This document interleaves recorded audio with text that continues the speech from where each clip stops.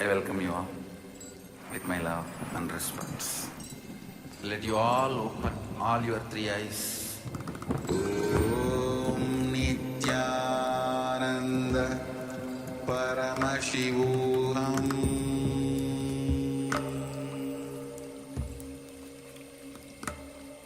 Om Nityananda Paramashivoham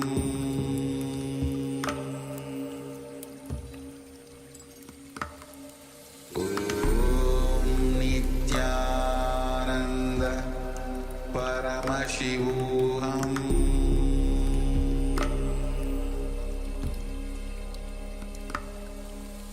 Om Nityananda Paramashivoham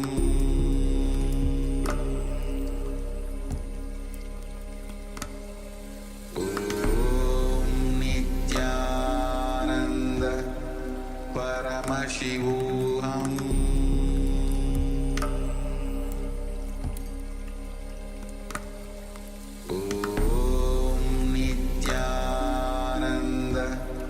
Paramashivoham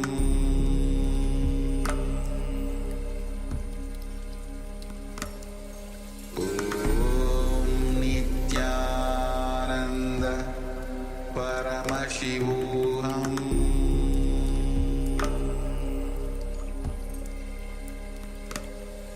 Om Nityananda Paramashivoham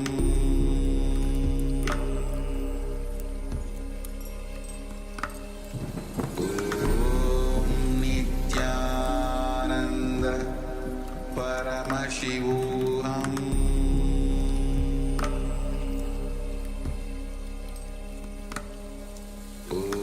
Om Nityananda Paramashivoham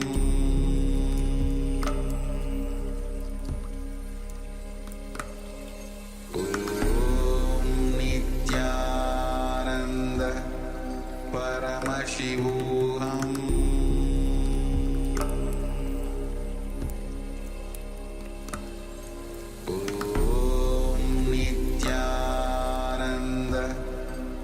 Paramashivoham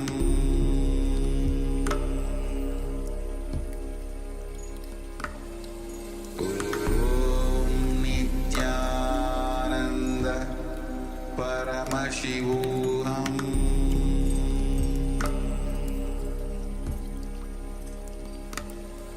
Om Nityananda Paramashivoham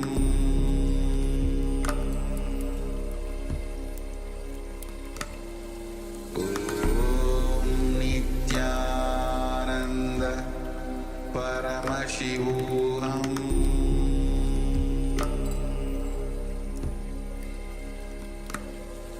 Om Nityananda Paramashivoham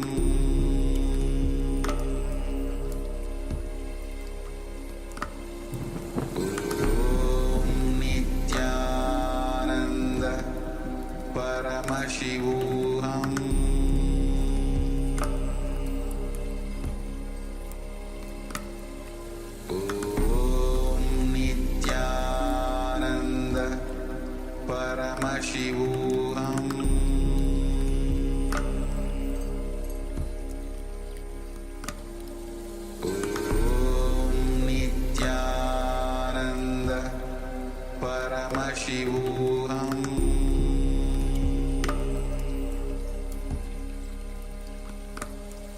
Om Nityananda Paramashivoham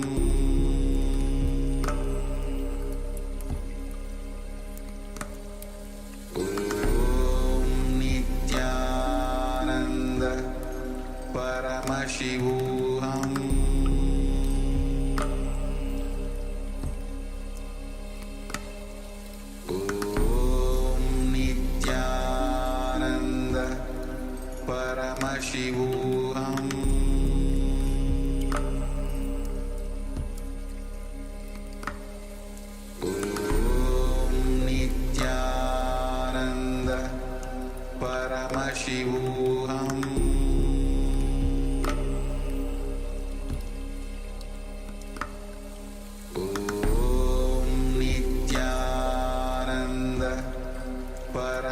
Paramashivoham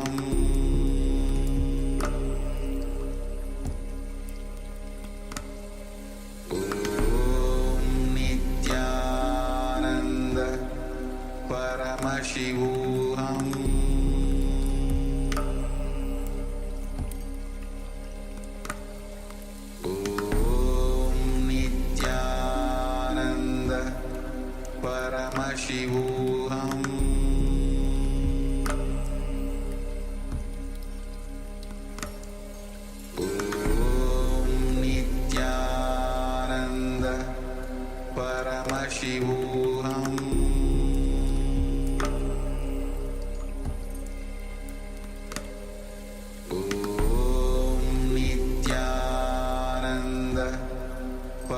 Paramashivoham Paramashivoham Om Nityananda Paramashivoham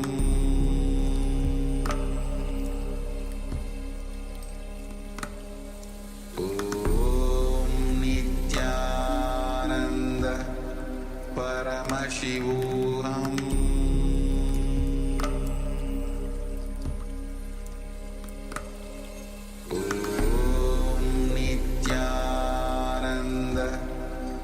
Paramashivoham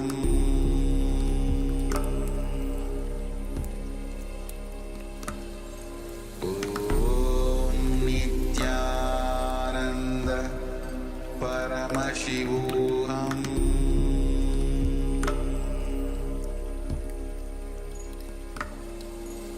Om Nityananda शकाब्दे अस्मिन् वर्तमाने व्यवहारिके प्रभवादीनां षष्ट्याः संवत्सराणां मध्ये क्रोधीनाम संवत्सरे उत्तरायणे लक्ष्मी वेंकटेश्वर ऋतौ मकरमासे शुक्लपक्षे द्वादश्यां शुभदितौ भानुवासरयुक्तायाम् आर्द्रा नक्षत्र विष्कम्भयोग भवकर्ण एवं गुण विशेषण विशिष्टायाम् अस्यां शुभदितौ श्री कैलासोन्नत द्वादशान्त श्यामलापीठ श्री मीनाक्षी सुंदरेश्वरा भिन्न स्वरूप परशिवपुत्र रत्न कुमार गुरुमन्य तुल्यावतार श्री पार्वती स्तन्यपान लब्ध दिव्य ज्ञान विश्रुत सकल निगमागमसारभूत द्राविड वेद प्रवक्त्रे श्रीमत् परमशिव करुणा समधिगत मुक्तामय चतुरश्रयान गीयमान छत्र चामर श्री छिन्न काहलादि समस्त बिरडावल्यलंकृत ज्ञान विज्ञान चक्रवर्ती सर्वजन संघ सद्यो निर्वाण दीक्षा वयापवर्ग वर्ष विश्रान जीमूत परमद कल्प केसरी शैव सिद्धांत स्थापनाचार्य श्री राजाधिराज पांड्य महाराज गुरु शपन शाक्यादि महांधकार निवारण ज्ञानपानो वीक्षरा नरहार ध्वजोच्छेदन पूर्वक श्रीमत् ऋषभध्वज स्थापक शैव समय कर्त्रे सर्वज्ञ पीठारूढ़ श्री जगद्गुरु श्री ज्ञान संबंध देशिक स्वामी वागीश सुंदर माणिक्य वाचक स्वामिनाम अवतार भूत श्री ज्ञान संबंध स्वामी पुनरुद्धृत श्यामला पीठ सर्वज्ञ पीठ तृणवद्युत्तर द्विशततम गुरु महासन्निधान अरुणगिरि योगीश्वर परंपरागत अरुणाचल सर्व पीठ गुरु महासन्निधान कैलास परंपरागत कांची कैलास सर्वज्ञ पीठ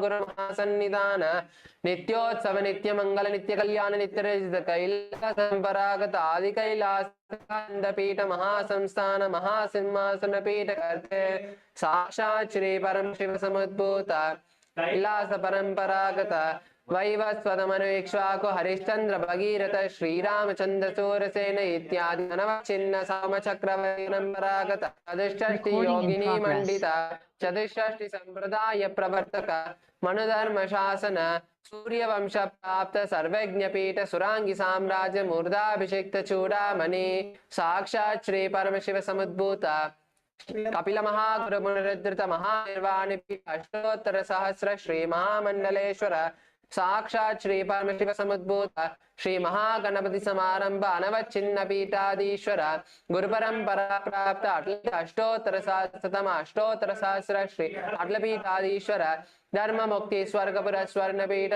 त्रयोदश पीठ सर्वज्ञपीठ जगद्गुरु श्री कैलास पुनरुद्धारक श्री कैलास परमाचार्य श्री परमहंस परिव्राजकाचार्य वर्य सच्चिदानंद प्रणव स्वरूप श्रोत्रिय ब्रह्मनिष्ठ श्रीमज्जगद्गुरु श्री श्री भगवत श्री नित्यानंद परमशिव श्री ज्ञानबंद देशिकाचार्य स्वामिनां प्रीत्यर्थम पादारविन्दयोः भक्ति सिद्ध्यर्थम गुरुकृपा कटाक्ष सिद्ध्यर्थम क्षेमस्थैर्य वीर्य विजय आयुरारोग्य ऐश्वर्याणाम् अभिवृद्ध्यर्थम धर्मार्थ काम मोक्ष चतुर्विध फल पुरुषार्थ सिद्ध्यर्थम परम शान्त्यर्थम समस्त मंगलावाप्यर्थम भगवत् श्री नित्यानंद परमशिव प्रसादेन सकुटुम्बस्य ज्ञान वैराग्य जीवन मुक्ति प्राप्त्यर्थम पूर्ण आरोग्य युक्त दृढ़गात्र यौगिक शरीर सिद्ध्यर्थम परम शिव शक्ति आविष्करणार्थम नित्यानंद योगाभ्यासं करिष्ये. Now please wash your hands with an udharni of water. Om apaupasprisya.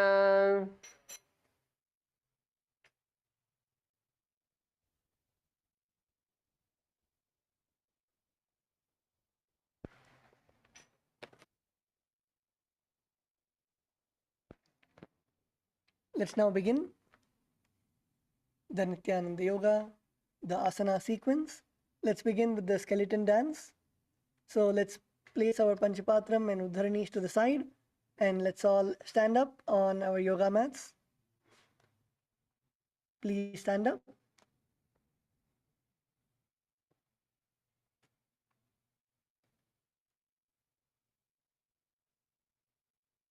Visualize yourself as a skeleton without any flesh, muscles, skin. Visualize only the bones in your body. Close your eyes and start moving all your joints, your knees, your wrists, your elbows, your shoulders, your hips, your neck. Start moving all your joints and loosen all your joints and start shaking your body intensely. Let's begin.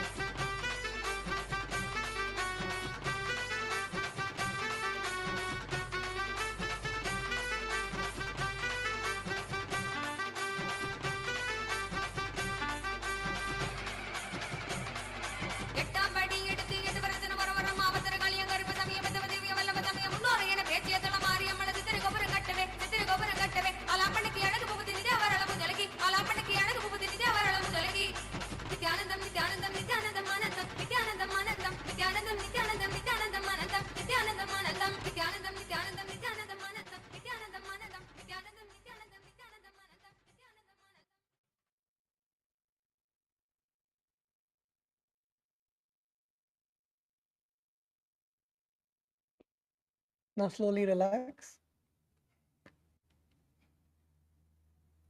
Stand still on your yoga mats. Take deep breaths. Inhale and exhale. Breathe all the way up from your knees and breathe out all the way till your knees. Take long, deep breaths.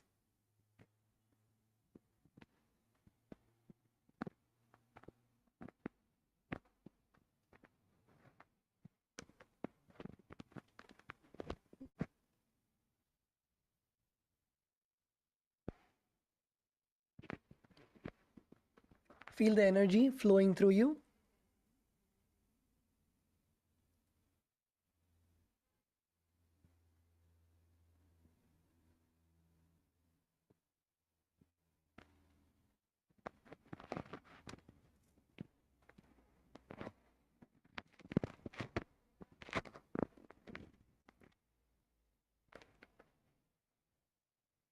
Yes, let's now settle down. Please settle down, and we are going to begin with the first asana for today. The first asana for today is Anani Asana in the Pratama Vinyasa Krama. So sit in a comfortable position and then extend your legs in front of you. Extend your legs, stretch your legs in front of you with your toes pointing up. Bring your hands together under the buttocks and your palms facing up. So sit on your hands, on your palms. Keep your spine straight. Keep your spine as straight as possible. And your elbows close to your body. Don't bend your elbows. Keep your elbows, tuck your elbows, and keep your arms as straight as possible. And in this asana, you will be performing the Jalandhara Bandha and Moola Bandha. The Jalandhara Bandha is keeping your chin to your chest. Keep your chin to your chest. And Moola Bandha, that is contracting your perineum. Gaze at your nose. Keep your gaze at your nose. Visualize yourself as Bhagavan Hanuman.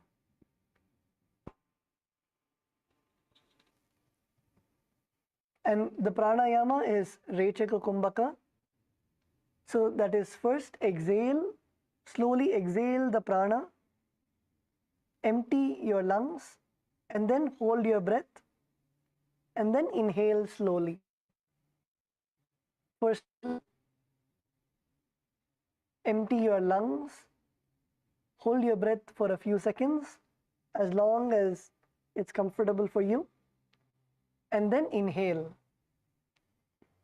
This is the Rechaka Kumbhaka.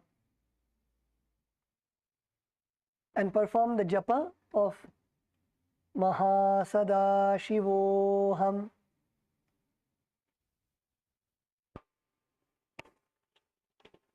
दो करा की ube हथेली कोरवारली मेले बेली सो आगाने भूपरिदासे महाने अंगुल मिली राखे अंगुष्ट छीदा राखे दोई पुनि हथेली पिष्टि जुदोई तापरि मूल द्वारे टिकी वैसे बहरो जगति करे एक वैसे.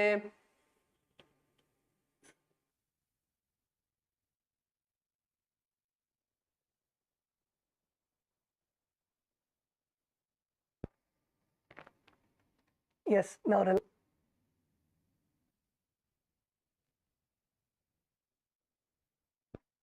relax. The next asana is Pashimatan Asana.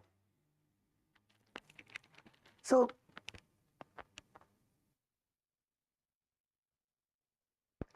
continue to remain in a seated position with your legs extended in front of you.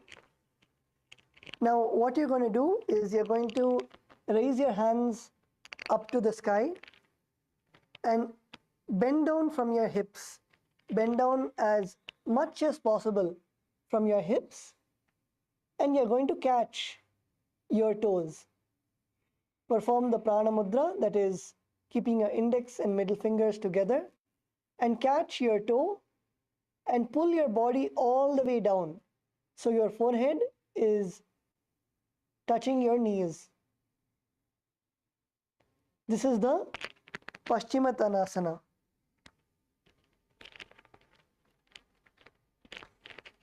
So now let's all begin. Let's all begin the asana. So first come to a seated position with your legs extended in front of you. Now raise your hands up to the sky and bend from your hips and go down as much as possible. Go down as much as possible. First begin with trying to touch your toes. Begin with trying to touch your toes. So first you can keep your hands on your shin. Keep your hands on your shin, on your knees, and walk yourself more. Bend more. Do not come up. Till Tattva Maharaj says, don't come up. So first keep your hands on your knees and then walk little more. Walk your hands lower and lower. Keep your hands on your shin and then breathe. Inhale and exhale and inhale again, and this time when you exhale, walk more forward and try to touch your toes. Hold your toes and don't leave. Hold your toes, don't leave. Don't leave your toes. Stay in the asana. Don't leave your toes even if it is paining. Stay. Take deep breaths. Inhale and exhale. Surrender the pain, discomfort, the stretch in your hamstrings, in your calves, or in your hips. Surrender everything at Swamiji's feet, and you instruct your body to do as you say. Don't bend your knees. Keep your knees straight. Don't come up. Do not come up. Stay in the asana. Get comfortable with the pain. Get comfortable. You will see that automatically, slowly, it will start loosening up. Inhale and exhale.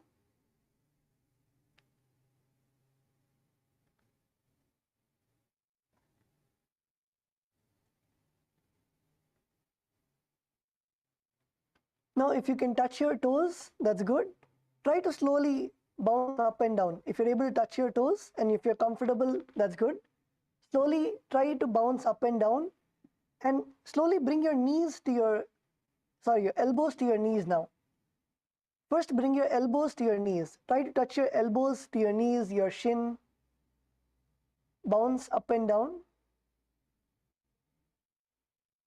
Inhale, and when you exhale, go down. Again, inhale, exhale, go more down. Do not come up. Do not relax. Keep your muscles stretched. Go as low as you can. And stay in the asana. Become comfortable with the asana.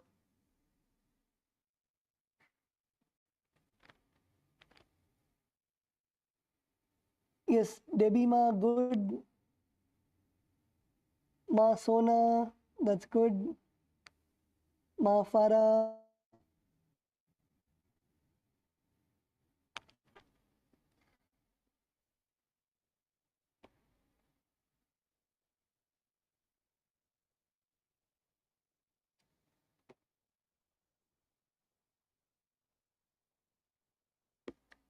Continue to stay in the asana. Yes, Murliya, yeah, that is good. Keep going down. Keep pushing yourself down.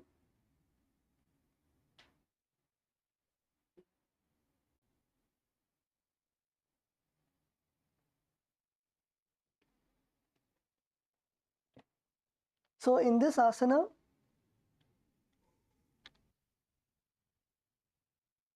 Your fingers will be in the prana mudra. The prana mudra is your index and middle fingers together. Visualize Swamiji in your inner space. In this asana also you will be performing the Rechaka Kumbhaka, that is exhale, completely empty your lungs and then inhale. So each time you exhale, go down, focus on the exhalation. Each time you exhale, go more and more down. And the bandha is Mahamudra bandha.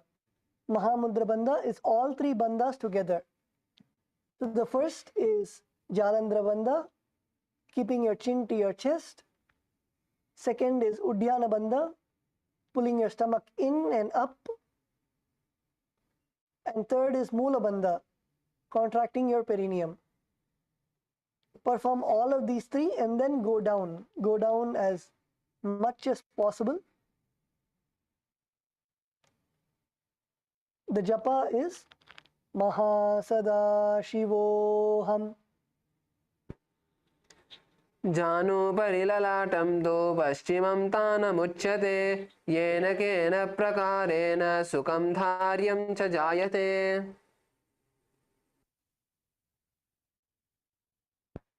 Now relax. You can now come up.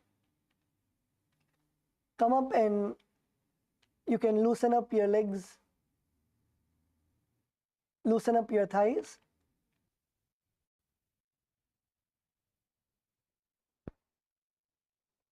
You can shake your legs, shake your thighs.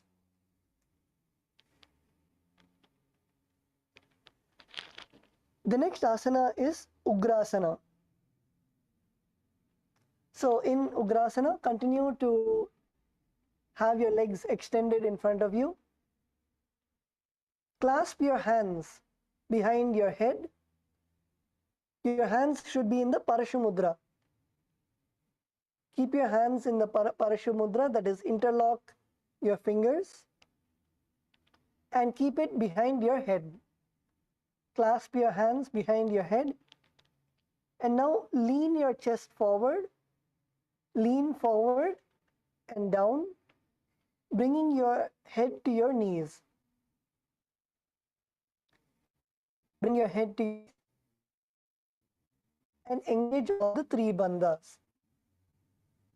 This is the Ugrasana. So let's all now get into the asana. So first, sit with your legs extended in front of you. Sit straight.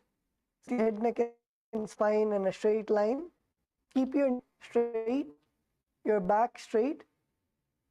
Now clasp your fingers in the Parashamudra and interlock your fingers and bring your fingers behind your head. Now inhale and exhale. When you exhale, perform all the three bandhas.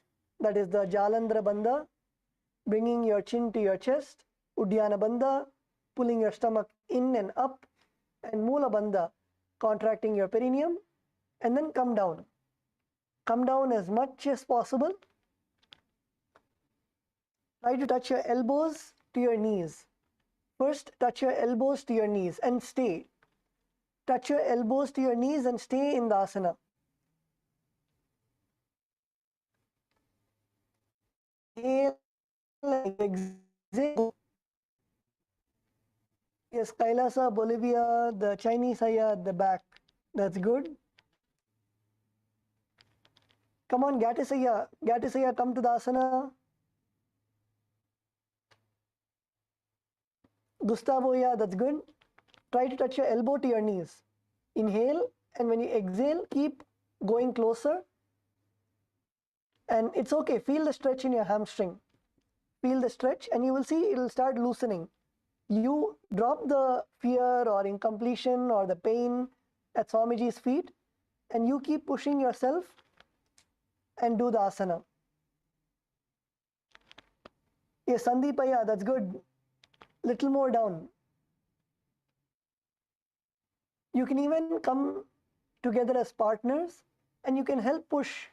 You can help push your partner as much as they are comfortable with.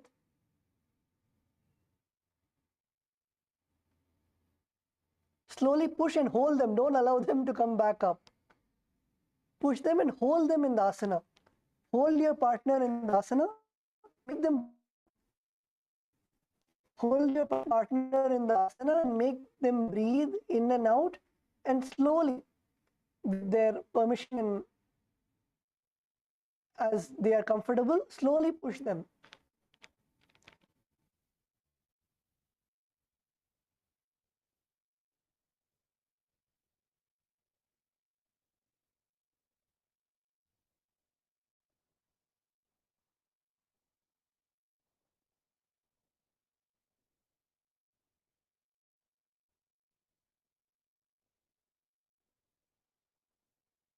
So you can hold the back of your partner, stand behind your partner, and slowly push your partner down.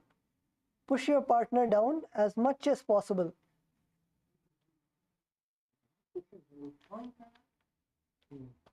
Push your partner down and make them breathe. Make them breathe in the asana.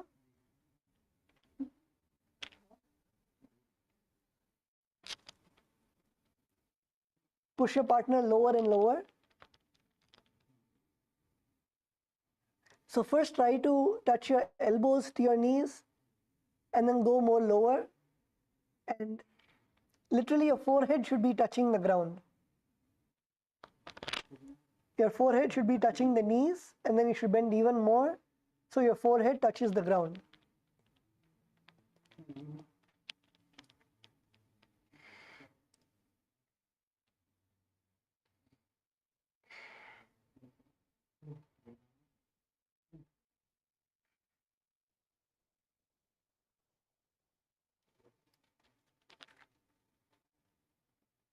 Yes. So the mudra, your hand should be in the Parashamudra. Visualize Devi Kali, Goddess Kali in your inner space. Goddess Kali is the ferocious form of Devi Parashakti. Perform the Rechaka Kumbhaka. That is, first exhale. Completely exhale all the air out of your lungs. Keep your lungs in.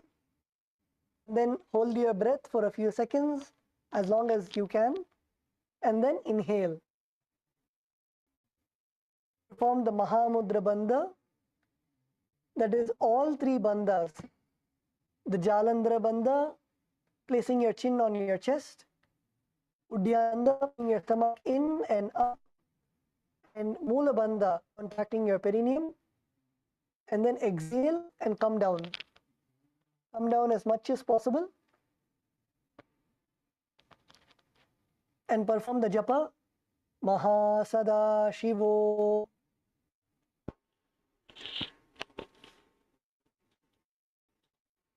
पाणिभ्यां धृतं धृत्वा जानुपिरशिरोन्यसे आसनोग्रमिदं प्रोक्तं भवेदनिलदीपनं देवावसानहरणं पश्चिमोत्तानसंज्ञकं एतदासनं श्रेष्ठं प्रत्यहं साधये सुधि वायुः पश्चिममार्गेण तस्य सञ्चरति त्वम् एतदभ्यासशीलानां सर्वसिद्धिप्रदायते तस्मात् योगी प्रयत्नेन साधयेत् सिद्धमात्मनः औपनियत्नेन नयस्य कस्यचित् येन शीघ्रं मरुत्सिद्धिर्भवेत् दुःखनाशिनी.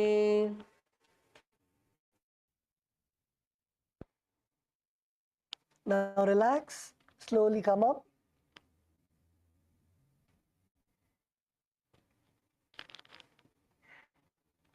You can and come to a seated position. Continue to legs extended.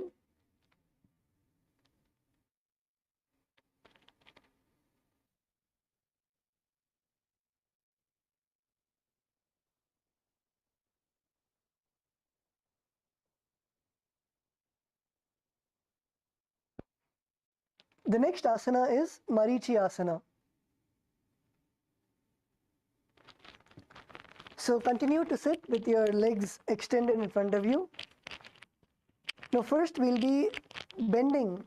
Bend your left leg. Bend your left leg and bring your heel to your perineum. Bend your left leg and bring your heel to your perineum. Now what you'll be doing is slowly extend your hands in front of you, and with your left hand, bring it around your left leg, and with your right hand, bring it around your body and clasp your hands behind you. And after you clasp your hands, slowly bend down, bend as much as possible, and touch your forehead to your knees. This is the Marichi Asana. So let's all perform the asana. So sit with both your legs stretched out. Sit with both your legs stretched out, and bend your left leg. Bend your left leg and bring your heel to your perineum. Now take your left arm and bring it outwards around your left leg, and take your right hand and reach behind you and clasp your hands together.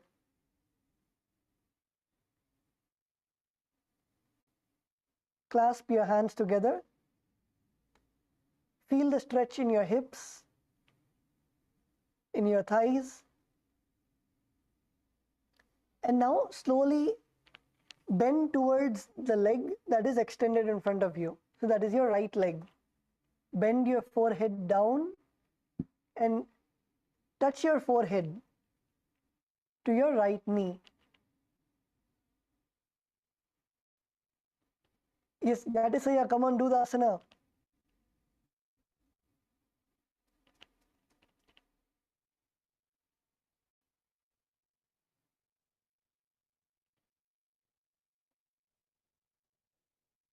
Kailasa LA female team, that's good. Bolivia female team, good. Stay in the asana. Stay in the asana. Bend as much as possible. Bend forward.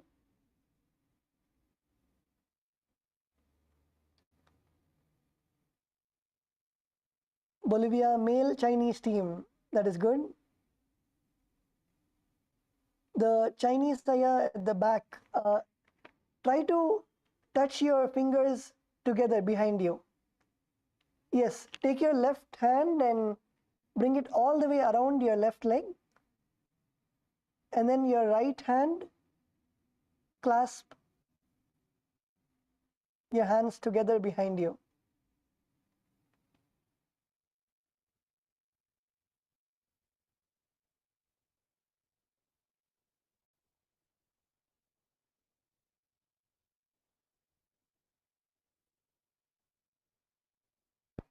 Try to interlace your fingers behind you and then bend forward and touch your forehead to your knees. Bring your chest to your thighs. Bend as much as possible.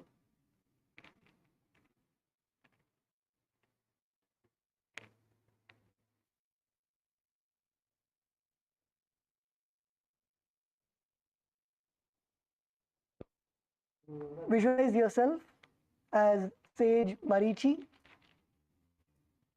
Perform Kumbhaka. The Rechaka Kumbhaka is exhale, first exhale. Let the air out of your lungs. And then hold your breath. And then inhale. Perform the Mula Bandha, contracting your perineum. And Japa. Mahasada-shivoham. उत्तानपादं क्रौञ्चं च मरीचिं वीरभद्रकं नटराजं त्रिकोणं च सुप्ताङ्गुष्ठप्रसारणे.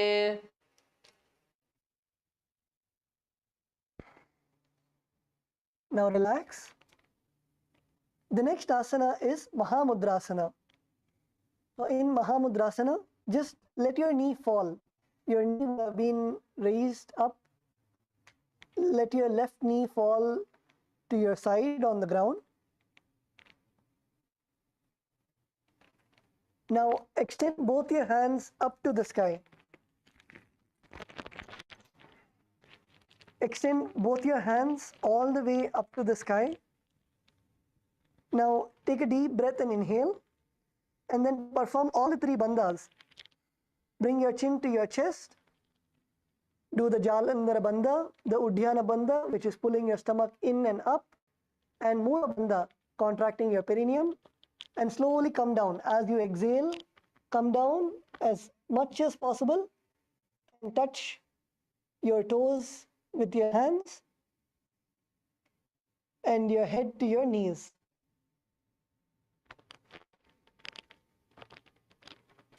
This is the Mahamudra Asana.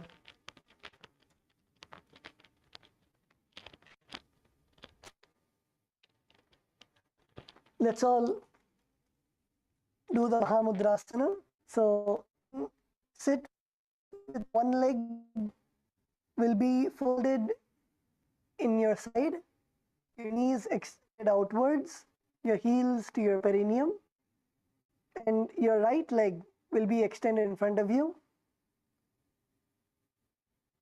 Reach, bring your hands all the way up and bend from your hips.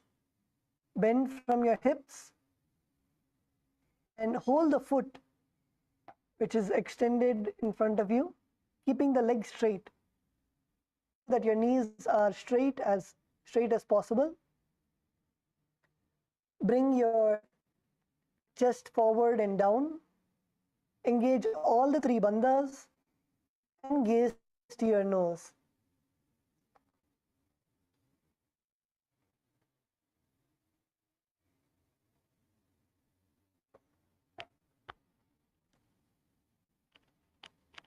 Reach as much as possible. Reach as much as possible. You can even take the support of your partner.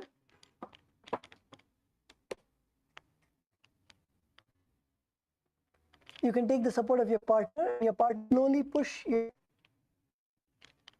your back, and again walk your, if you're able to, first touch your knees. Keep your hands on your knees and then keep your hands on your shin. Walk your hands further and further and then touch your toe and pull on your big toe.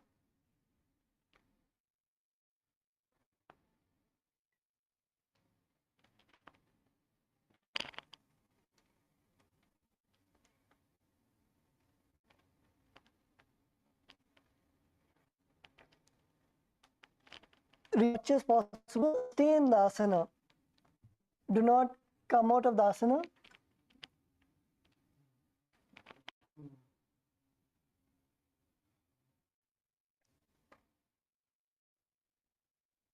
Stay in the asana and exhale. Each time you exhale, bring yourself lower and lower.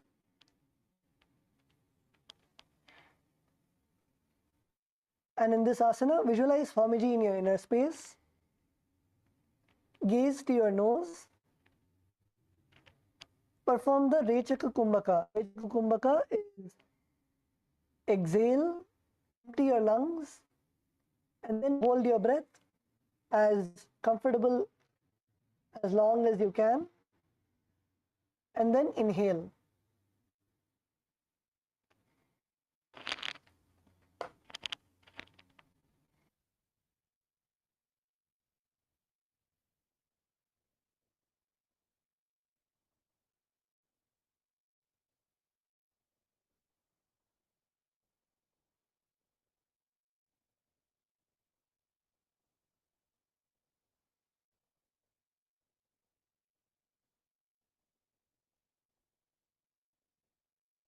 And perform the japa. Mahasada-shivoham.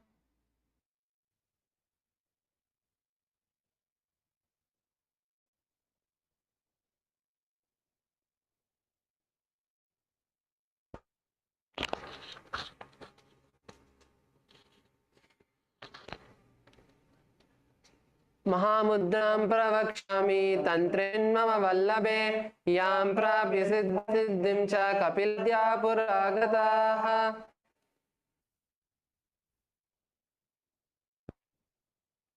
Now slowly come up.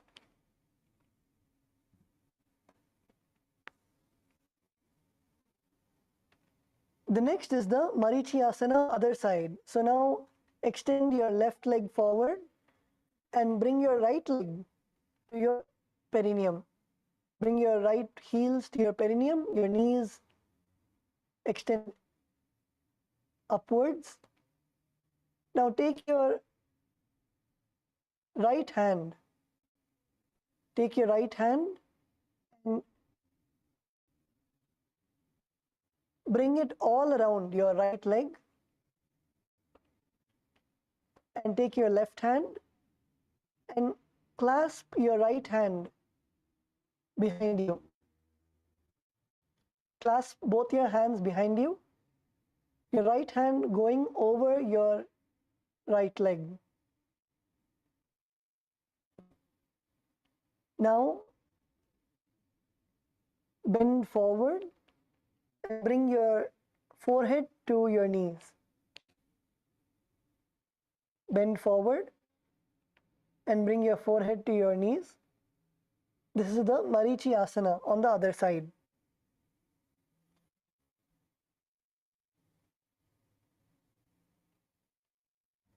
So first,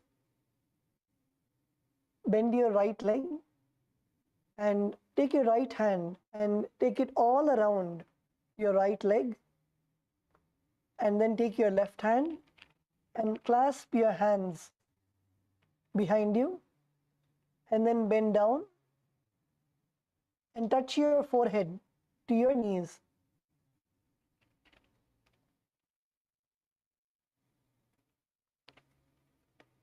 In this, visualize yourself as say Marichi. Perform the Rechaka Kumbhaka, that is exhale, hold your breath, and then inhale. Perform the Mula Bandha, contracting your perineum, and japa Mahasada-shivoham. Padam Krauncham cha Marichim Vyabhadrakam Natarajam Trikona cha Suptangushta Prasarane.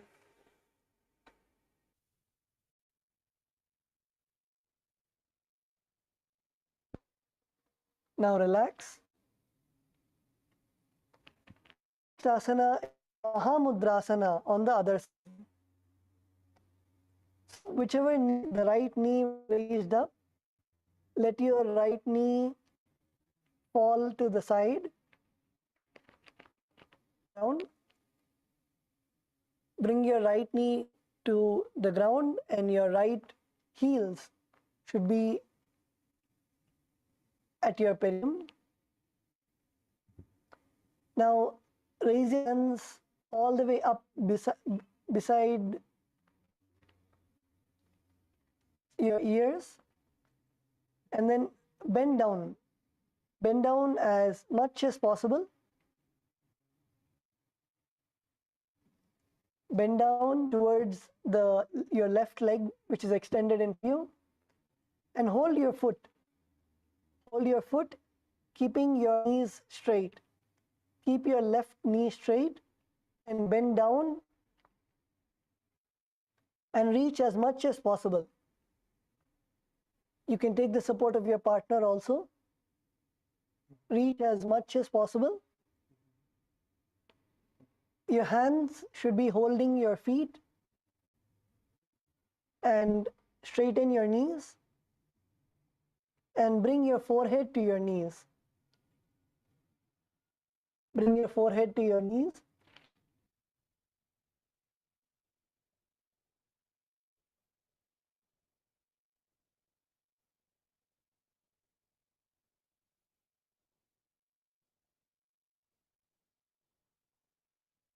From all the three bandhas. Three bandhas, the Mahamudra bandha, to the Jalandhar bandha. Bring your chin to your and then Uddiyana Bandha.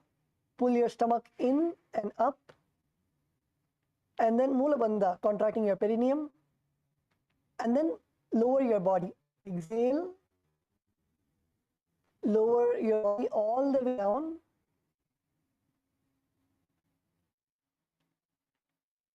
Catch your hands, catch feet with your hands, and bring your forehead all the way down so your forehead touches your knee. Stay in the asana. Unclutch from any of the pain. Pull in your hamstrings, in your thighs, in your back. Surrender the pain at Swamiji's feet. Visualize Swamiji in your inner space. The pranayama that you'll be performing is the Rechika Kumbhaka. That is, first exhale and then hold your breath as long as possible. And then inhale. Perform all the three bandhas and japa. Mahasada-shivoham. Mahamudram prakshyami tantresmin mama vallabhe yam prapya siddha siddhim cha kapiladya puragataha.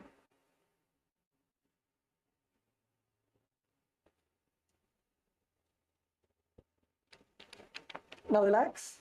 Come up.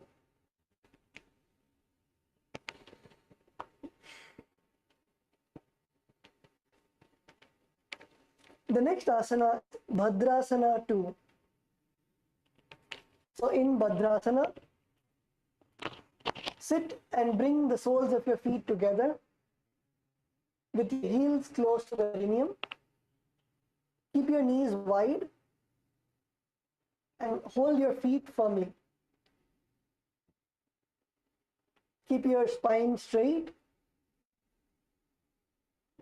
and gaze to your nose. This is the Bhadrasana. Now let's all perform this asana. So first bring your knees, bring your feet together, the soles of your feet together, and bring your feet as close as possible to your perineum.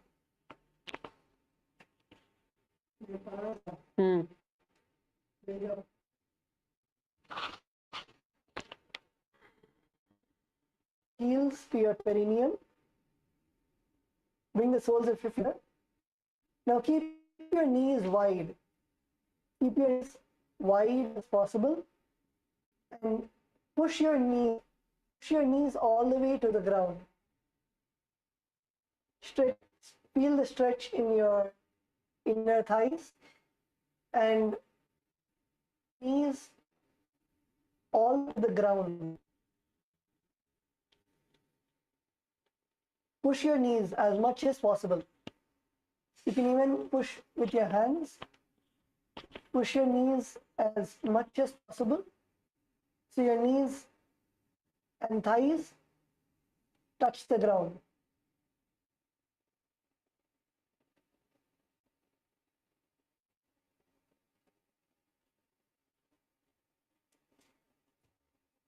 Press your thighs. Press your thighs to the ground. Press as much as possible.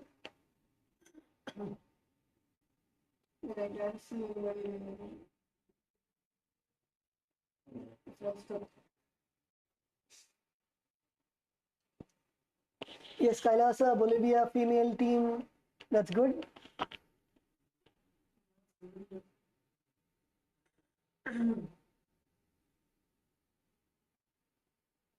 Press your thigh as much as possible. Press your knees to the ground. Feel the stretch in your inner thighs. Visualize Swamiji in your inner space. Perform the Rechaka Kumbhaka. So continue to do the Rechaka Kumbhaka, that is exhale, hold your breath, and then inhale. Perform the Mula Bandha, contracting your perineum. and japa. Mahasada-shivoham. गुल्पौ च वृष्णस्यादः श्रीवन्याः पार्श्वयो क्षिपेत् पादपार्श्वे तु पाणिभ्यां धृतं बद्ध्वा सुनिश्चलं वसनं भवेदेतत् सर्वव्याधिविशापहम्.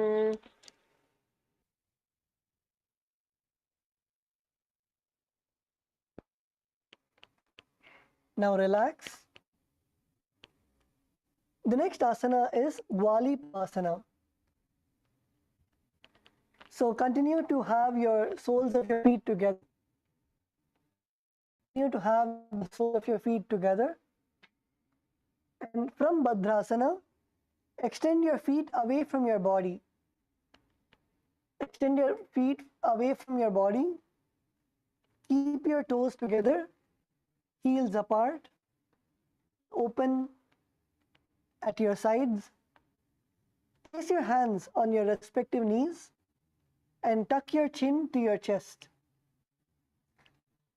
and gaze to the nose. This is the Pavasana. So from Basana, extend both your feet forward. Extend your feet forward away from your body.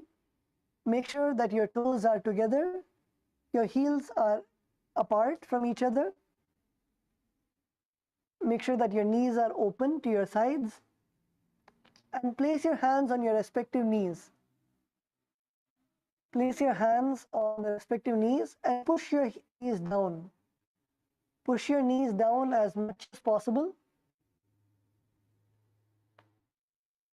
Push knees. Your knees literally be the ground. Push your knees as much as possible. Place your hands on your respective knees and tuck your chin to your chest. Perform the Jalandhara Bandha. Your chin to your chest and perform the Mula Bandha, contracting your perineum. Gaze to your nose. Keep gaze at. Visualize Swamiji in your inner space. Perform the Rechaka Kumbhaka, that is, first exhale. Bring all the air out of your lungs. And then hold your breath. And then inhale. And form the japa. Sada-shivoham.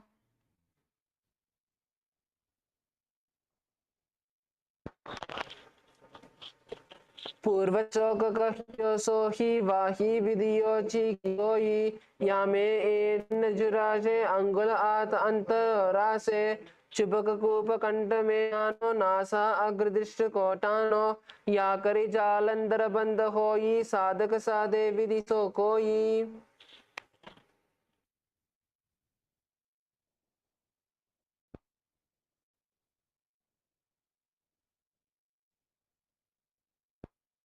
Now slowly come up.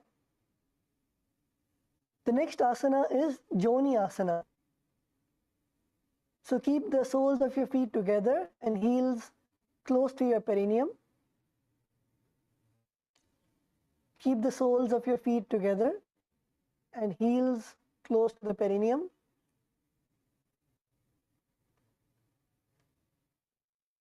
Now hold the sole of your feet and lean forward and down. Lean forward and down and bring your forehead to your feet. Bring the forehead to your feet and gaze to your nose.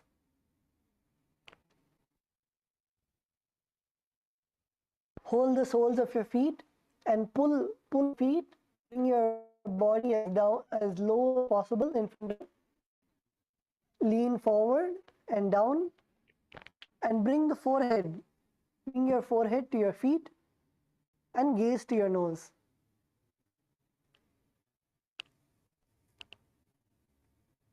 This is the Yoni Asana.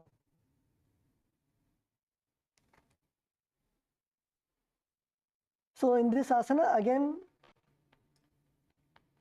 catch your feet and pull your body. Pull your body as low as possible. Feel the stretch in your inner thighs.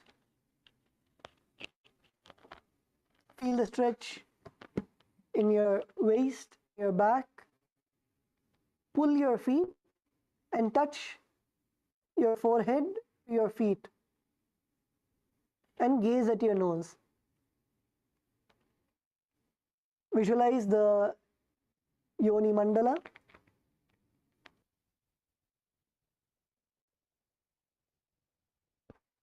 Visualize the Yoni Mandala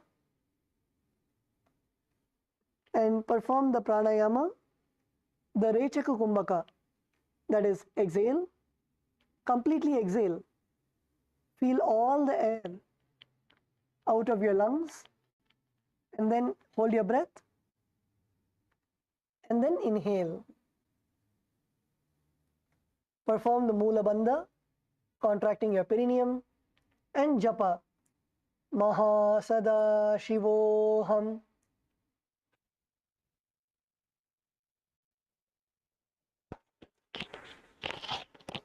दो पगतली संपुट करे एड़ मेड़ के दिंग दरे अर्ध हाथ को अंतर रासे लाट पगतलिया ऊपर दासे दासो अंगुली अग्र मिलावे पना अग्र पनले पहरावे कहुनी लो भूपरि करे दासई नली कहुनी मलिवा रासे.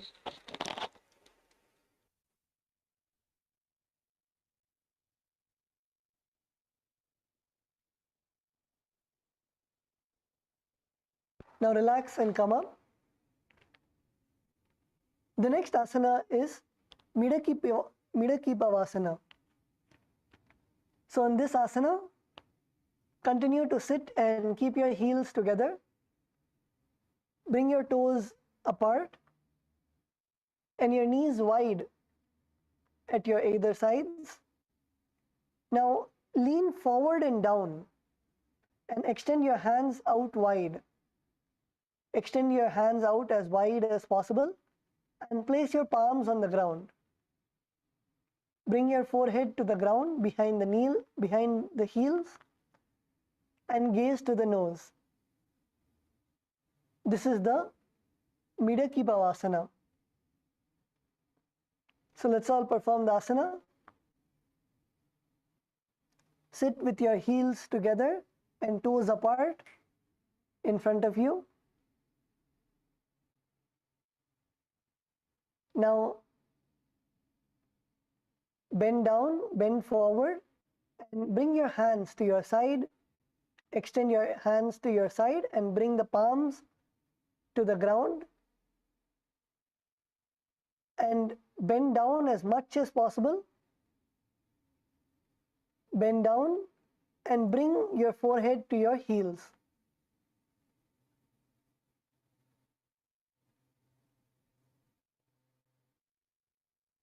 Yes, you can take the help of your partners also.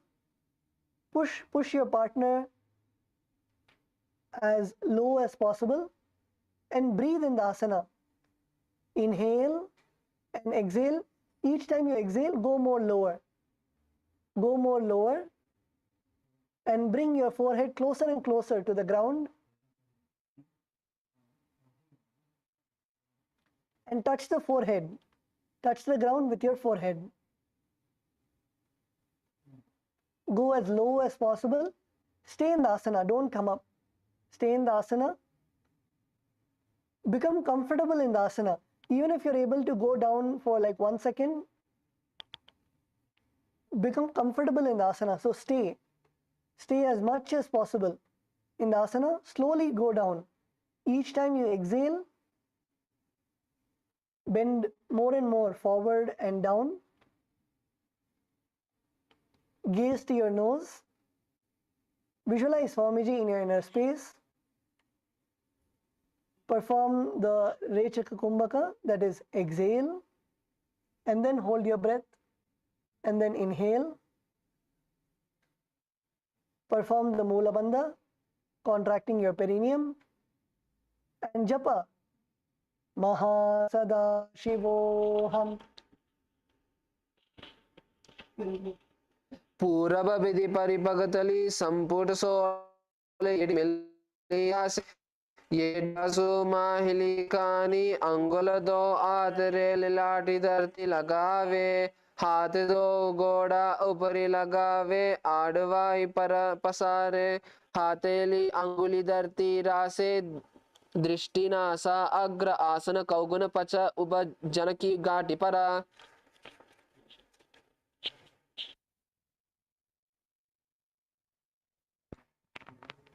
Now slowly come up, relax. You can now slowly come up. The next asana is Sid Samadi Asana. So in Sid Samadi Asana, sit and keep your toes together, heels apart, in front of you. Bring your toes together, heel apart in front of you.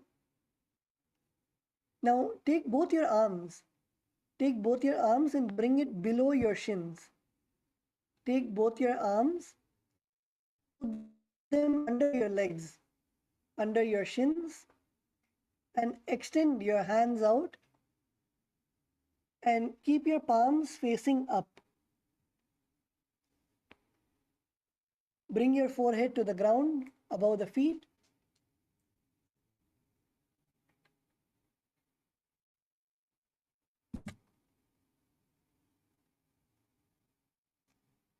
Bring your forehead to the ground above the feet and bring your toes near your throat. So your toes should be touching your throat and your forehead should actually be extending even more than your feet, and your forehead should be touching the ground.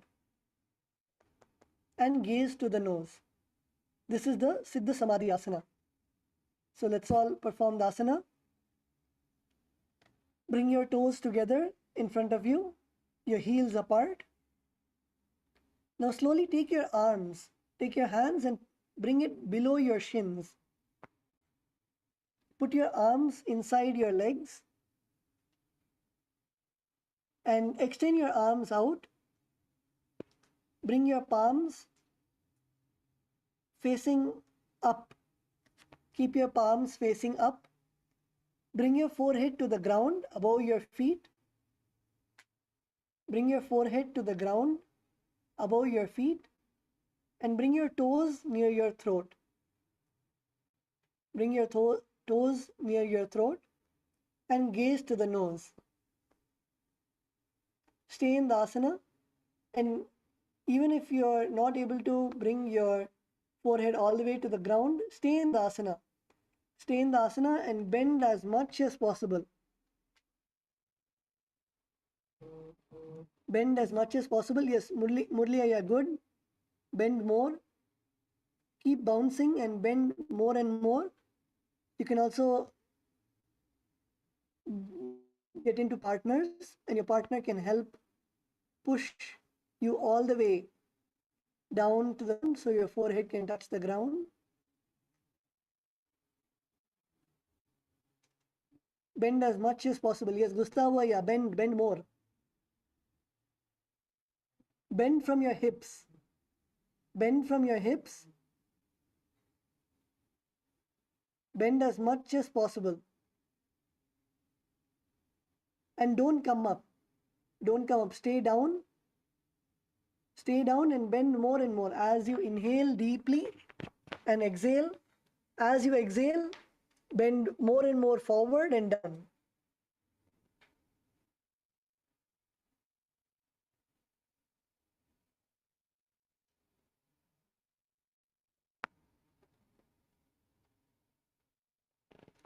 Gaze to your nose. Visualize Bhagavan Paramashiva in your inner space. Perform the Rechaka Kumbhaka, that is exhale and then hold your breath and then inhale. Perform the Mula Bandha, contracting your perineum, and japa Mahasadaशिवोऽहम्.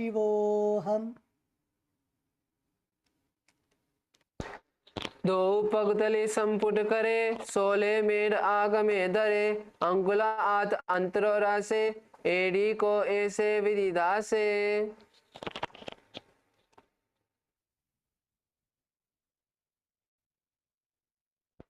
All of you can now slowly relax, come back, be seated. Please be seated in a relaxed position as we enter into the next asana.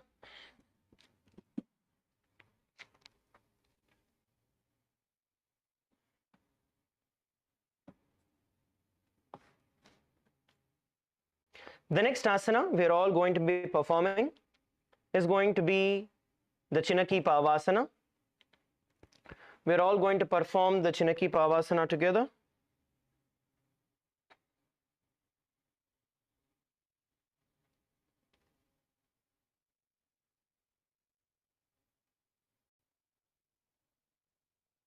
Now, let's all be seated. Bring our heels together, toes apart.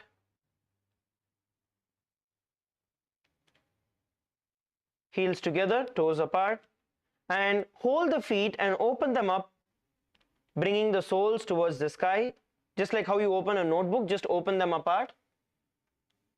And with your elbows, you're going to press onto the thighs, press onto the thighs,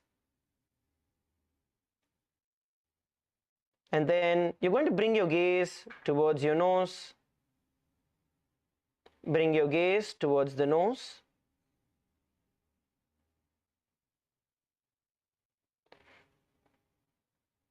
While we are in this position, we are going to visualize Swamiji in our inner space, and let us perform the Rechaka Kumbhaka.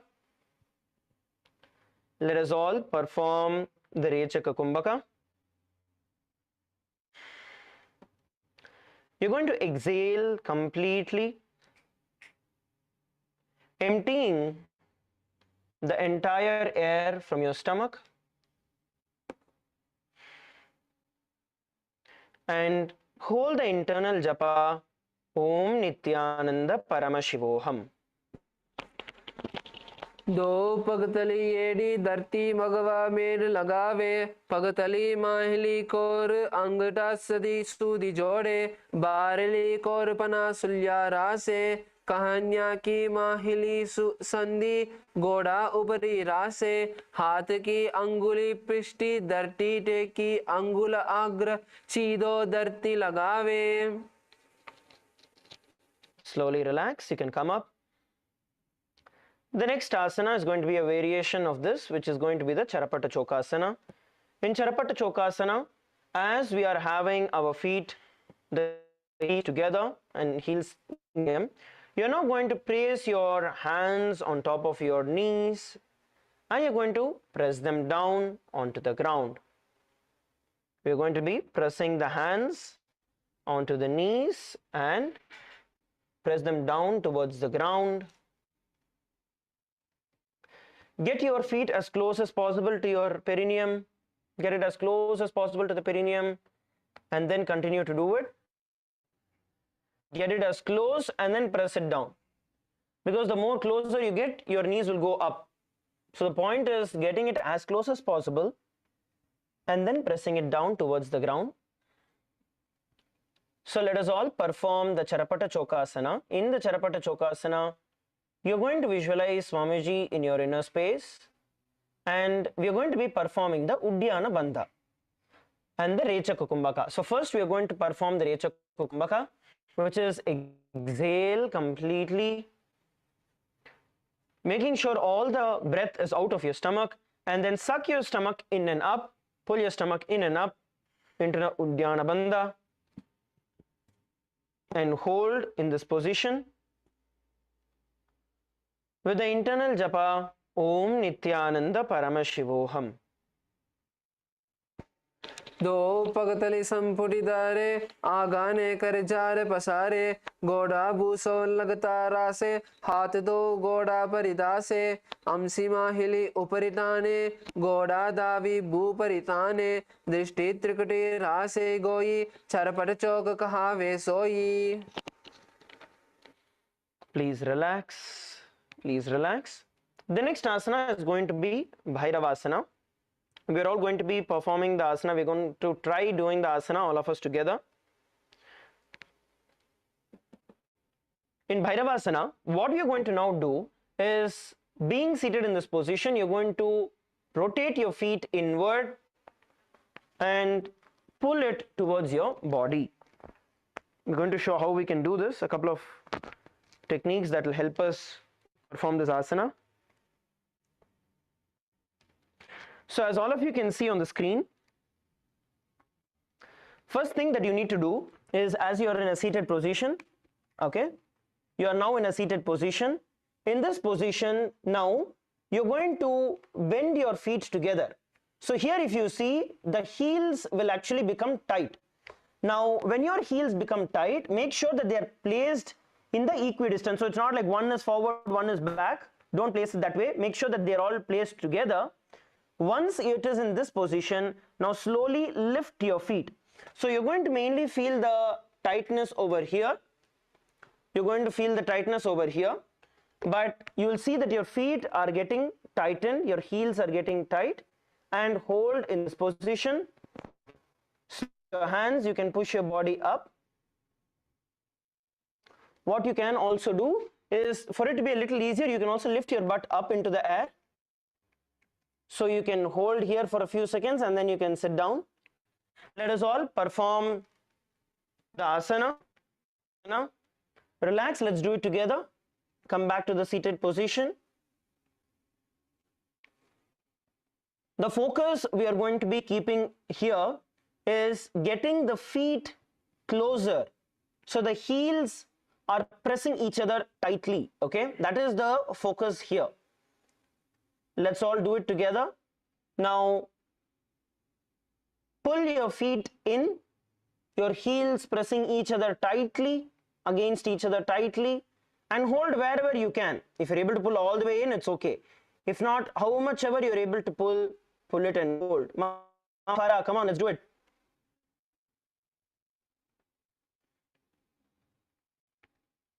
Let's perform the asana, Bhairavasana.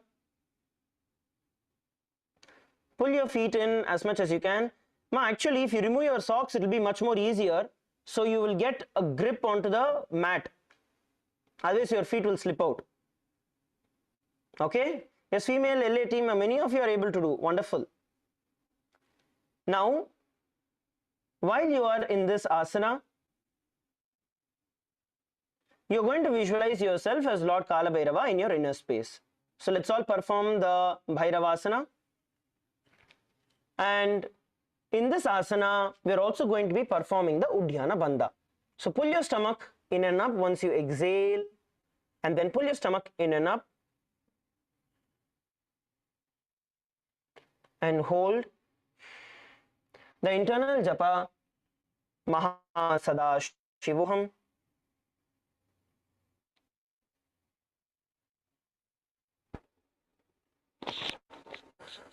गुल्पो संपीड्य चान्योन्यं व्युत्क्रमेणोतितं शनैः जान्वो पार्श्वगतो हस्तौ दण्डवद् भैरवासनम्.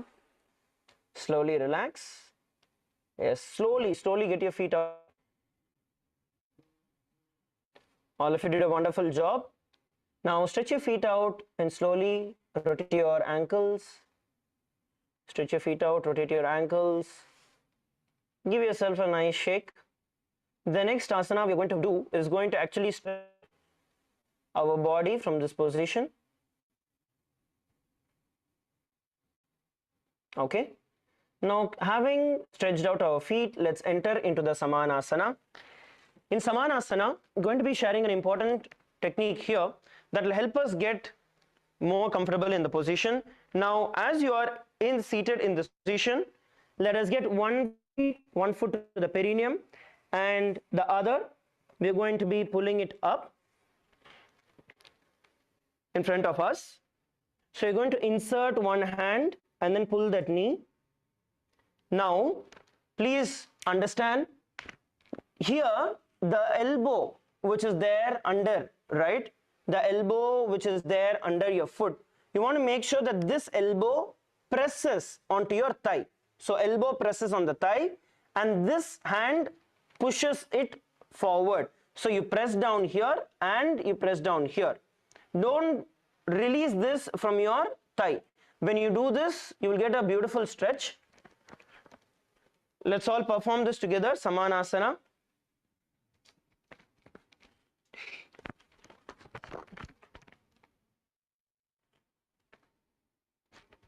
Let's perform the Samanasana together.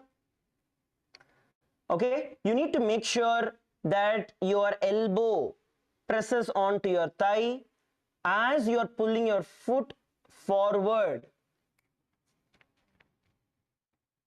As you are pulling your foot forward. Please pay close attention here. You don't want to let your elbow slip off. How many of you are feeling, how many of you are able to first get the position right? How many of you are able to get that feet right? Your elbows right?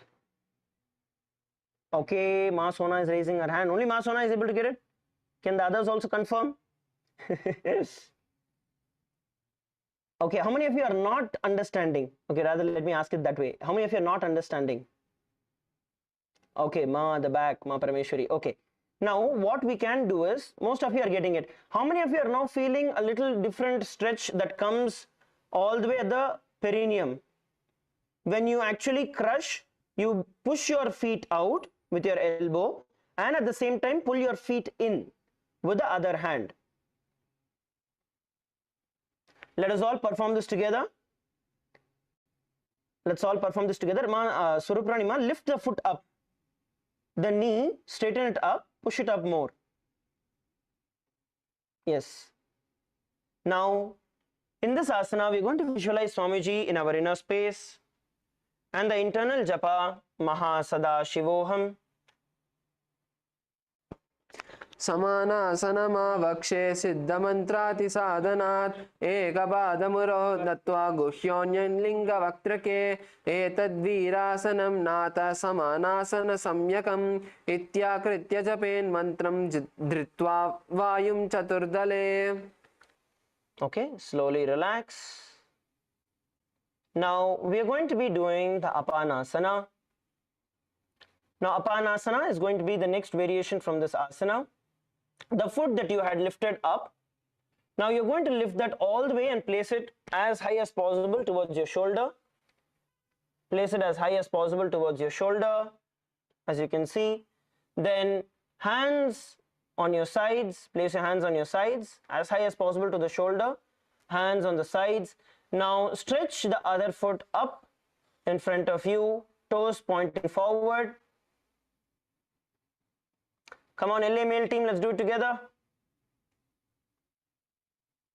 Yes, Sandipaya, come on, come on, come on. Let's do it together. This will also help you. Come.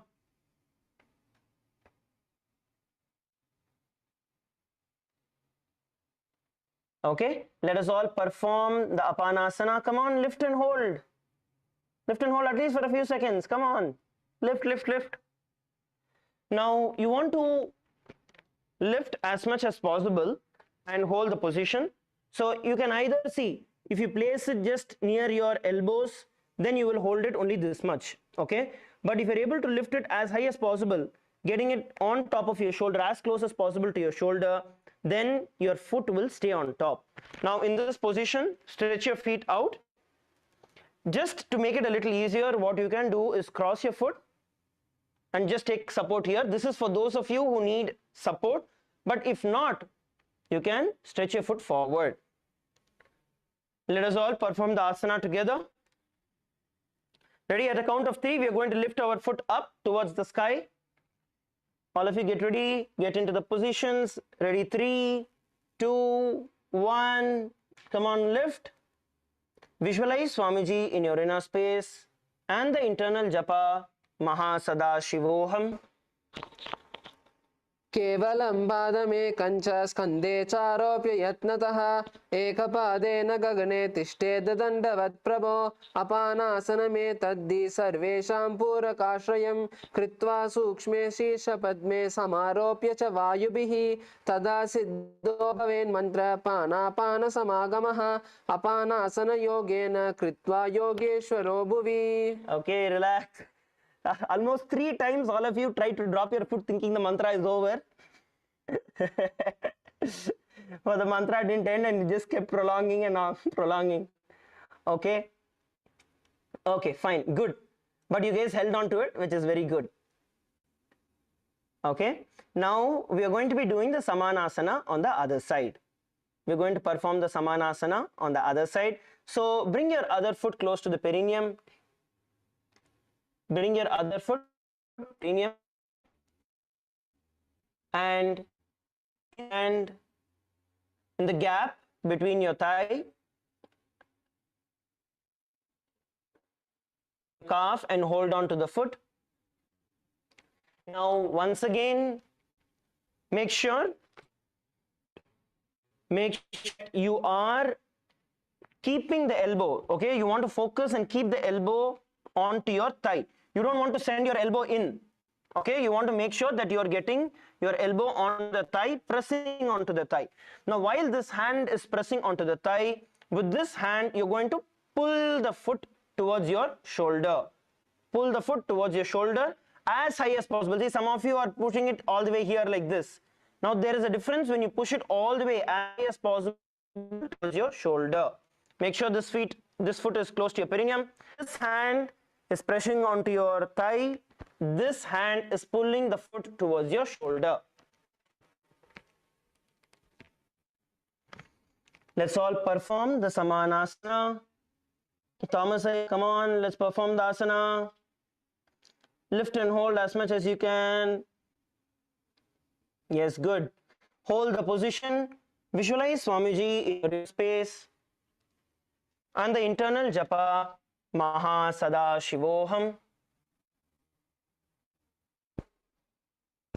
समानासनमावक्षे सिद्धमन्त्रादिसाधनात् एकपादमुरोगुलिङ्गके एतद्वीरासनं नाथ समानासनसम्यकम् इत्याकृत्य जपेन्मन्त्रं धृत्वा वायुं चतुर्दले. Okay, relax. Now we are going to be entering into the next asana, which is going to be Apanasana. In Apanasana, the foot that we had placed over our shoulder, we are going to get it back on top of our shoulder as high as possible, and then place that hand onto the ground, balancing yourself. So both hands on the ground, and then we are going to lift the other foot up in front of us, toes pointing forward, lifted up in Apanasana.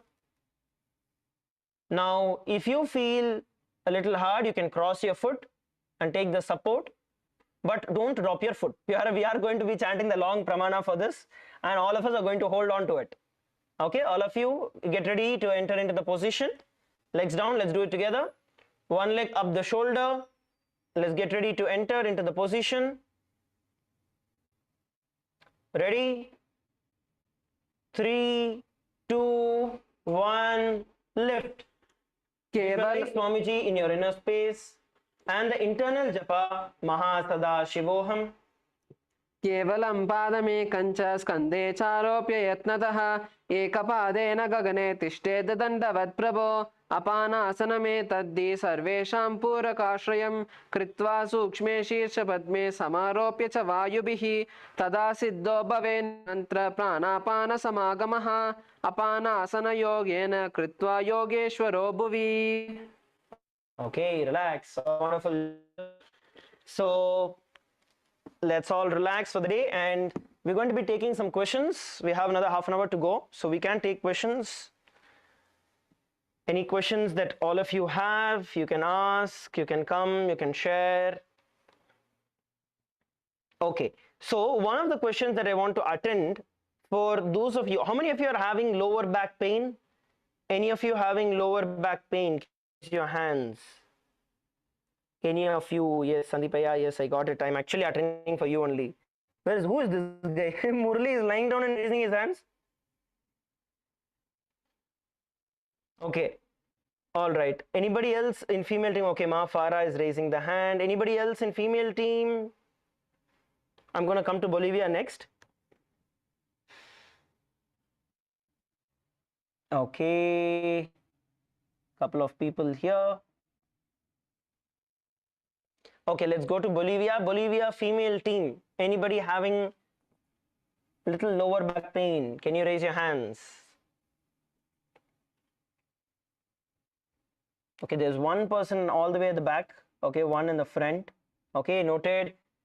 Anybody in the male Bolivia team, if any of you are having lower back pain, can you raise your hand? Okay, fine. All right, okay. So all of you relax. I'm going to be sharing a couple of details over here. First and foremost being that lower back pain comes due to two reasons. Okay? One is that, for example, let's take Murli Aya, okay? Or see, if you have not done yoga for a very long time, then the body becomes tight. Now, when you start doing the yoga, when you start relaxing, at that time, the body starts getting adjusted. Now, there are two different things. One, where it pains at your muscular level, which is more on a superficial level. And then the other is where the pain goes, let's say, at the spine, which is at more at like a poking pain at your backbone, that kind of a pain. Now, as long as it is just in the muscular level, which is what most of you should be feeling at this point in time, it is nothing to be majorly concerned about. Two things we need to do. One, stretches. Two, by doing the asanas more and more only, we will be strengthening the core. And back muscles are directly supported by your core muscles. And don't think that only when we do exercises the core is going to build. No. When we hold poses, when we hold positions, they also build our core muscles. So I'm going to be sharing with every one of you different tips that we can, that is going to help with both of this. One, stretching. Two, building your core strength at the same time. Okay. The first thing is going to be based on a kumbhaka. We are going to be doing the Bhastrika. Okay. We are going to be doing the Bhastrika pranayama. I'll tell you what Bhastrika pranayama is. All of you can see on the screen. Just sit in a comfortable position, either in Padmasana. And also another thing I actually wanted to tell yesterday.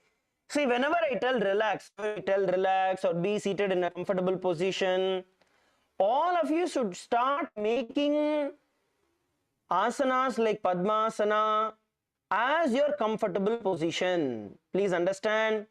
When we say we feel that, okay, let's all release everything and just relax. But that is not relaxing for a yogi. All of us are becoming yogis. So that means we should consciously decide to relax in these asanas. How many of you are understanding? If you're understanding, can you all raise your hands? Okay, good. So now you can drop your hands. Now let us do the Bhastrika together. Now, being seated in a composition, either in Padmasana or Ardha Padmasana or Sukhasana or Vajrasana, in any position that you are comfortable with, you are going to focus on exhaling. Okay, just focus on exhaling in a swift motion and let the inhalation happen by itself. We are going to do this for a few seconds. Now, when we start doing this more and more intensely, it directly strengthens our core. So sit straight. You need to sit straight in this. Sit straight. See, sitting straight will become part of our comfortable position, relaxed position. Okay. Let us now perform the Bhastrika. Just exhale, short, sweet breaths. Focus on exhaling.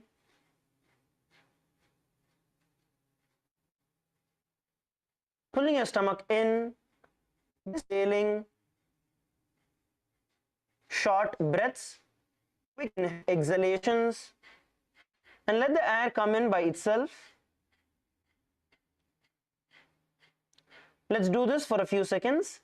When you feel you're running out of breath, you can relax and inhale and exhale for a couple of breaths. And then again, let's perform the Bhastrika.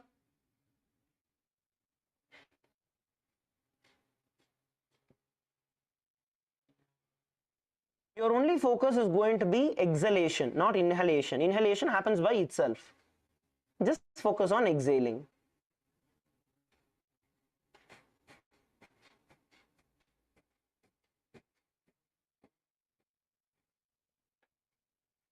And slowly increase the speed of exhalations. Slowly increase the speed, exhalation.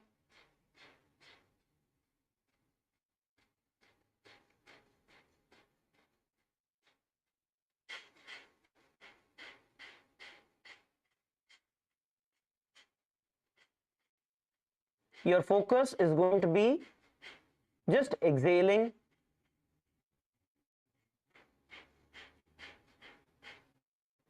Relax, please relax.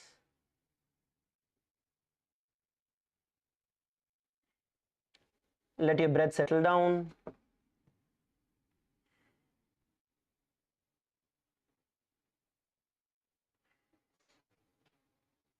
Just inhale and exhale slowly. Inhale and exhale slowly. Inhale and exhale slowly.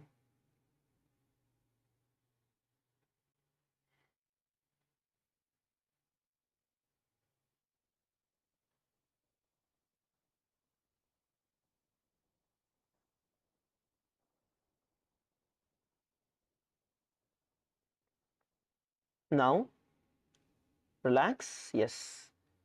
So, Bhastrika helps us a lot when it comes to building the core strength, indirectly helping. Okay, it might not be like an instant relief. It's not like an instant technique that is going to relieve, but it is going to build the stomach muscles, the core muscles, that helps you support your lower back. How many of you are understanding this? Can you all raise your hands?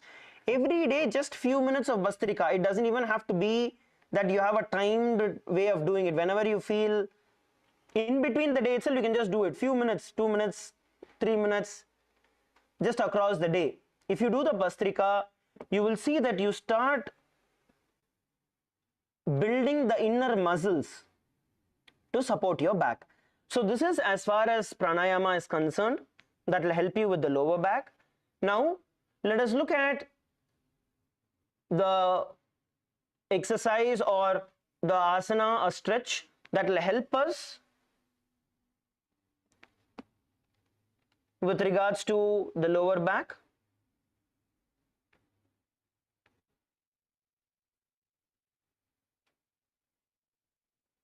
Now what we are going to be doing is, as we are all seated in the comfortable position, whichever is your comfortable position, you are going to bend forward, hands stretched out in front of you, hands stretched out in front of you.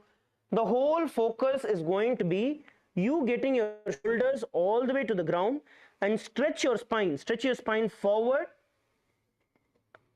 with your hands stretched out as much as possible, and you need to do this consciously. So you're going to pull your spine, stretch your spine in front of you.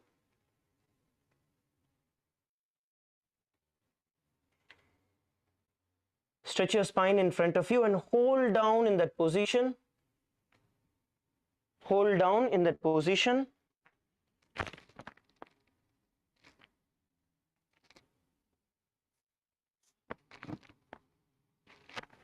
Hold down in that position.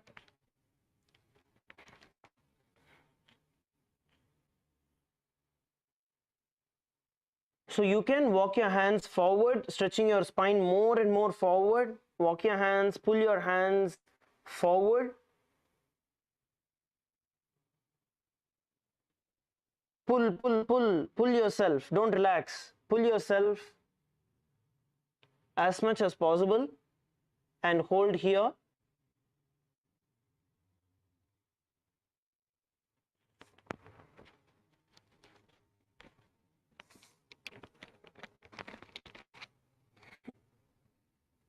Slowly relax, come up to your seated position.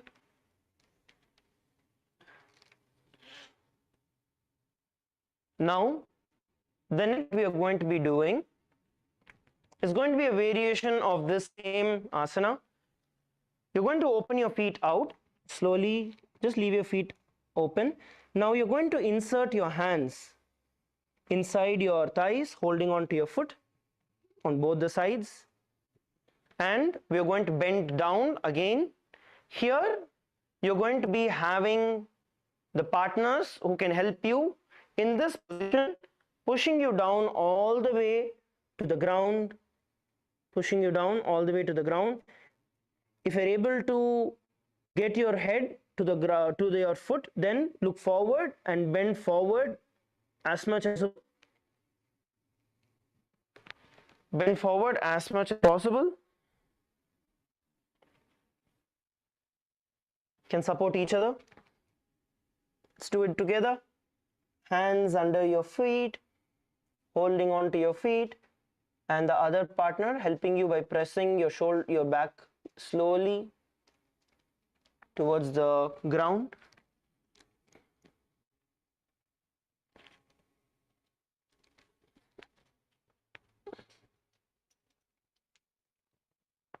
Let's all do it together.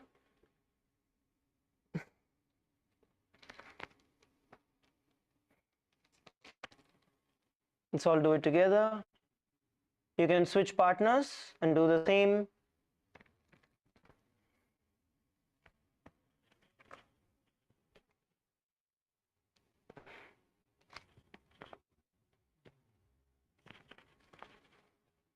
Okay.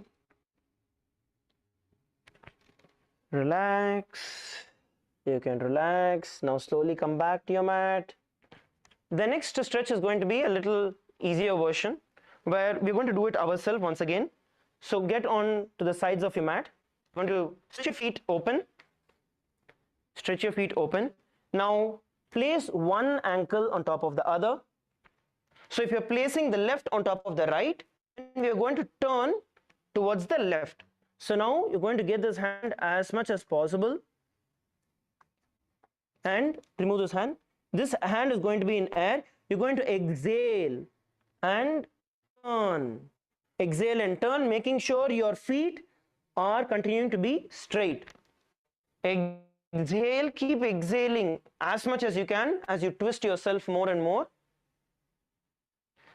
And if you want to push yourself a little further, then you can place hand also on the ground and push with both your hands, ensuring that your feet continue to be straight. Ensuring that your feet continue to be straight. Go down as back as possible and turn. Sona, you need to go a little more back, like lie down, like more towards the ground. So many of you are sitting straight. See, this will only be effective for you if you do this way. Hold on. If you do it just like this and then turn, this is not what we are doing. What we are doing is going backward. Okay, we're going to place our hands as extended as possible and then turn. So you want to make your body as close as possible to the ground. So you're not seated up, you are going as much as possible towards the ground. Let us do it together. All. Maharaj, that helps so much on the sciatic pain than it is like back pain, but that feels so great. Thank you. Sorry, Ma, can you repeat? Maharaj, that feels so much better. It's not even back pain as it is sciatic going down the leg. Pain so feels really great with the legs stretched out instead of being this position, but this one helps the the sciatic going down the leg. It feels really great. So thank you so much. Wonderful, Ma. That's great.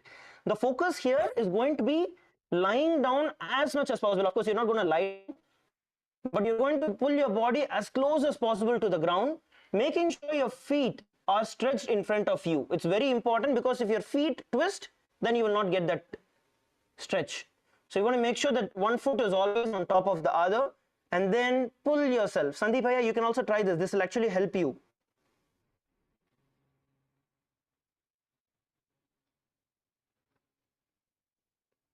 Okay. Let's do it on the other side. Let's perform the same asana on the other side. Perform the same asana on the other side. So you're going to flip your feet. Flip your feet. So whichever foot is on top, you're going to turn towards that side. Okay. Whichever foot is on top, you're going to turn towards that side. Now twist yourself back, bending down. Exhale. Exhale as much as possible. Keep exhaling. See, every time you exhale, your body will twist a slight bit more. So keep exhaling, looking back onto the other direction. That's also going to be an important part. All of you look up onto the screen. See, when you are in this position and when you see twisting yourself back, right? If you look forward and twist, it will only give you a certain level. But if you move your head also along in that same direction, exhaling more and more and twist, you will still be able to twist yourself a lot more. So let's perform. Let's do this together. Twisting yourself.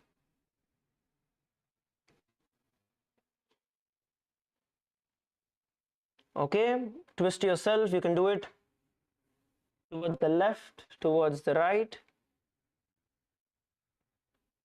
Okay, come back and be seated. Please be seated. Okay, so these are a couple of stretches that do, and of course build the entire strength ability. That is concerned, the entire sequence, the Nityananda Yoga, whether it is the Prathama Vinyasa Krama, Dvitiya Vinyasa Krama or Tritiya Vinyasa Krama, all of these overall build body that is required. A lot of these things take a little time to progress and build that strength, but only by performing you're going to build the strength. Okay, yes. Sandeepaya, do you want to share how you're feeling?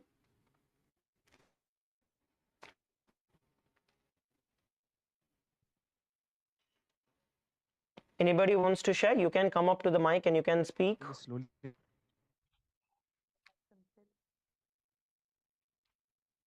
Sandeepaya, sorry, I didn't hear you. slowly getting better. Okay, good, Aya. Did these stretches help you? Like, did you feel a bit of stretch? Yes, I did a stretch. It's more on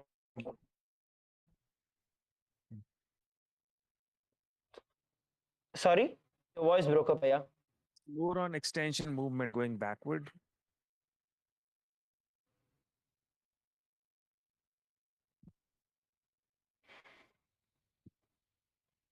Maharaj, here, LA. Yes, Aya, Thomas, Aya, please go ahead. First question I had, I've had for a little while. In the internal Japan, right at I've heard instruction to keep your teeth apart and your tongue relaxed. Why? Teeth apart and tongue relaxed? The internal Japan, right at the beginning, the 11 times we do it. It's an internal Japan, so we. Oh, okay. No. Yeah, I understand. You're speaking Moola Mantra. So, Moola Mantra Japa, you have to see the mantra happens as Ajapa Japa inside you. So, your mouth does not move, faulting the Japa. See, when we chant it externally, when we chant it internally, where we do not move our tongue or our teeth, that becomes Ajapa Japa. So, the Shiva Moola has to be chanted internally. And we need to make sure that our tongue and our teeth are not moving, but visualize that japa happening inside us. That's how Paramashivoham tells the ajapa japa has to be done in the agamas. Lovely. Thank you very much for the explanation. From a personal standpoint, I touched the heel of my foot to my navel yesterday, and it was a joy. It was a success. And yeah, stretching and little moments are just wonderful. Yeah, they progress. They feel like progress, and it feels wonderful. Thank you, Maharaj. Wonderful, Laya. Great. This is Kyle. Can you hear me? Yes, Kailaya, please go ahead. I can hear you. Yeah, today I first time stretch my low back and I can put my head feet, yeah. And but now I feel much pain in my low back. More pain.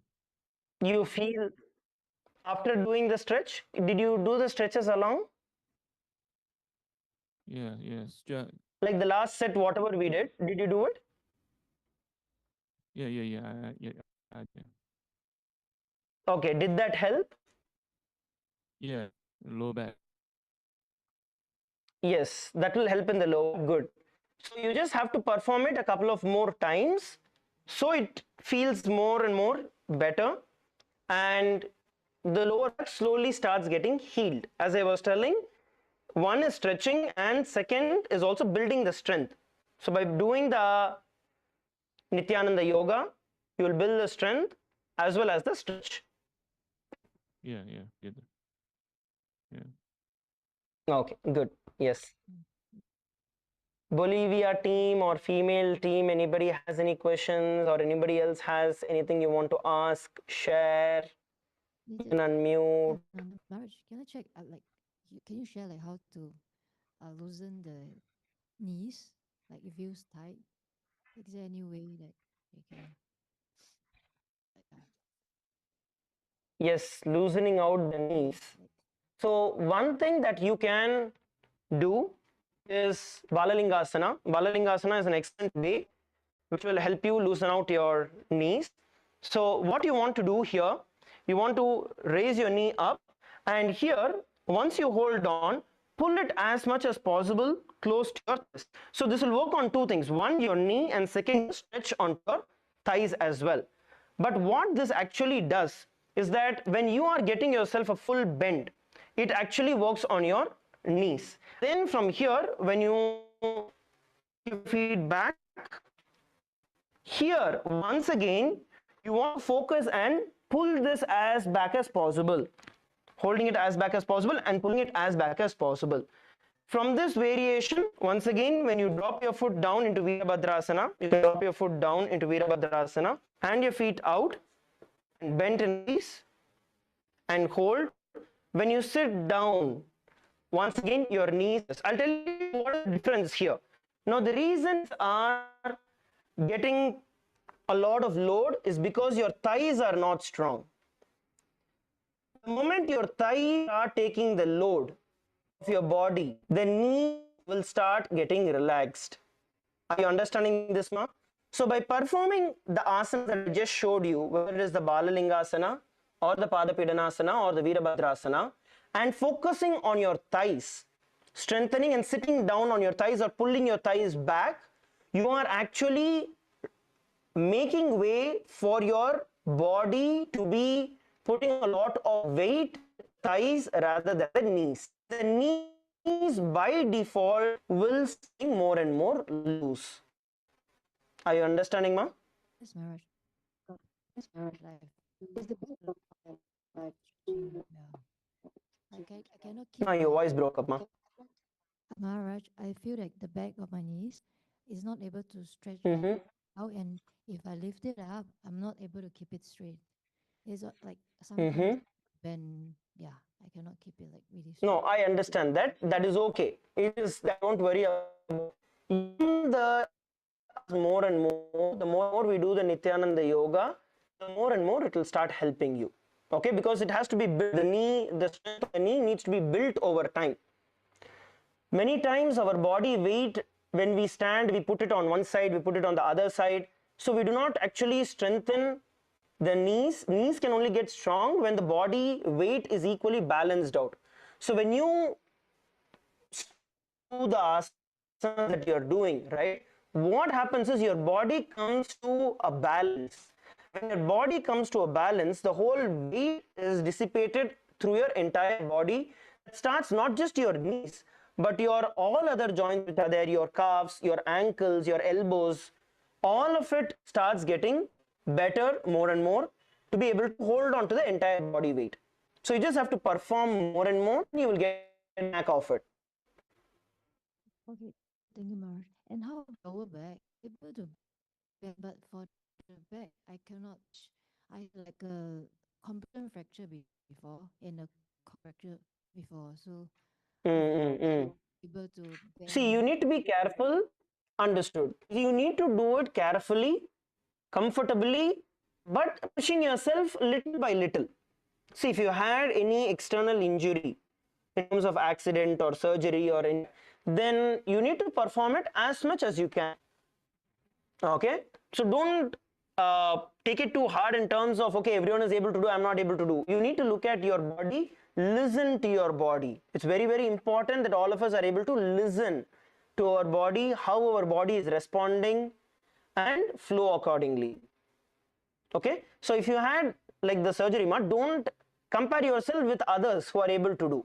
You see how much your body is allowing yourself to move forward. Are you understanding? Listen to yourself and then push accordingly. Yes, Maharaj. Thank you very much. Yes, wonderful, Ma. I think we have time for one more question. Anybody else more question? Yes, Maharaj. Can you hear me? It's from Bolivia female team. Yes, Ma, Bolivia female team, I can hear you. Please go ahead. I have a question because I feel the thigh is always very tight, and sometimes I can do Paramasana, sometimes I cannot. Can you give me some suggestions? Yes, sorry, what is tight? I missed it. Your voice broke. The end of my thigh. Always. Oh, the end of your back. Okay. Understood. It is a simple technique I'm going to be sharing with you. Now, when we are seated, right, you're going to turn. I'm going to be showing you. It is going to be a lot focused on how you are. Now, first thing, you want consciously awareness to straight. Of doing when you sit, you are sitting down on your spine. This is going to put a lot of pressure on your spine. Now, when you move your body up, here you're going to sit on your butt, the muscles. That way, you will see that the load does not fall on your backbone, rather falls on your muscle. That is why sitting up straight makes a lot of difference. Now, you need to do this consciously. When you are seated, you are going to bring your awareness and see, are you sitting down on your tailbone, or are you moving your body a little forward and sitting on your butt? When you automatically move your body forward, your back becomes straight automatically. So the easiest solution for what you're telling is, through the day, whenever you're sitting, bring this to yourself, sure that you're sitting with your back straight. And you can, another technique is that when you are having your back straight, see, your normally shoulders will be sunken down, rolled forward. But whenever awareness, see, just every time you have to do, but whenever you bring awareness, whenever you are aware that, okay, it's hurting a little, just sit up straight, open your shoulder out, roll your shoulder blades out, and just be seated in this position. So whenever you're bringing awareness, whenever you're able to remember, do this through the day, you will see that the lower back, the lower tip of your spine does not get stressed. Are you understanding, Ma? Yes. And I'm just wondering, like, because this area has always been very tight. The end of my thigh has always been very tight. And sometimes I can do Basana, but sometimes I cannot. So Understood. I understand what you're telling. For that, you need to do this through the day. If you practice sitting up straight, just sitting straight through the day, it will bring in the change. You just try it today. And then tomorrow's yoga session, you see, you'll be able to perform it a lot better. Okay, I will try. Wonderful. I think it's time for all of us to end. Let's all come to, please sit up. Please settle down. Please sit up. Please sit straight. Bring your hands in front of your heart. Bring your hands in front of your heart in the Namaskara Mudra. And bring your awareness to your Ananda Gandha. Visualize on your inner space. And let's chant the Purna Mantra. Om Purnamadah Purnamidam Purnat Purnamudachyate Purnasya Purnamadaya Purnameva Vashishyate. Om Shanti Shanti Shanti Hari Om Tat Sat. Sarvam Bhagavat Shri Nityananda Paramashiva Padukarpanamastu. Om Nityanandam. Thank you everybody for joining in. Let's have a 45-minute break. The breakfast is ready for every one of us.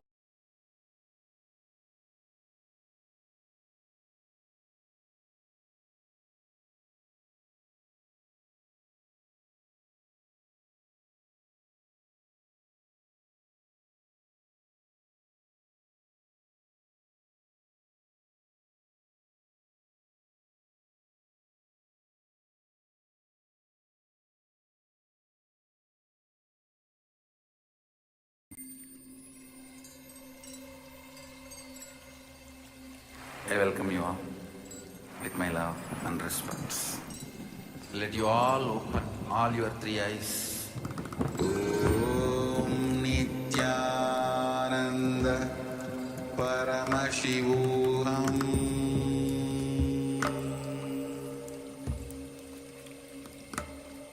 Om Nityananda Paramashivoham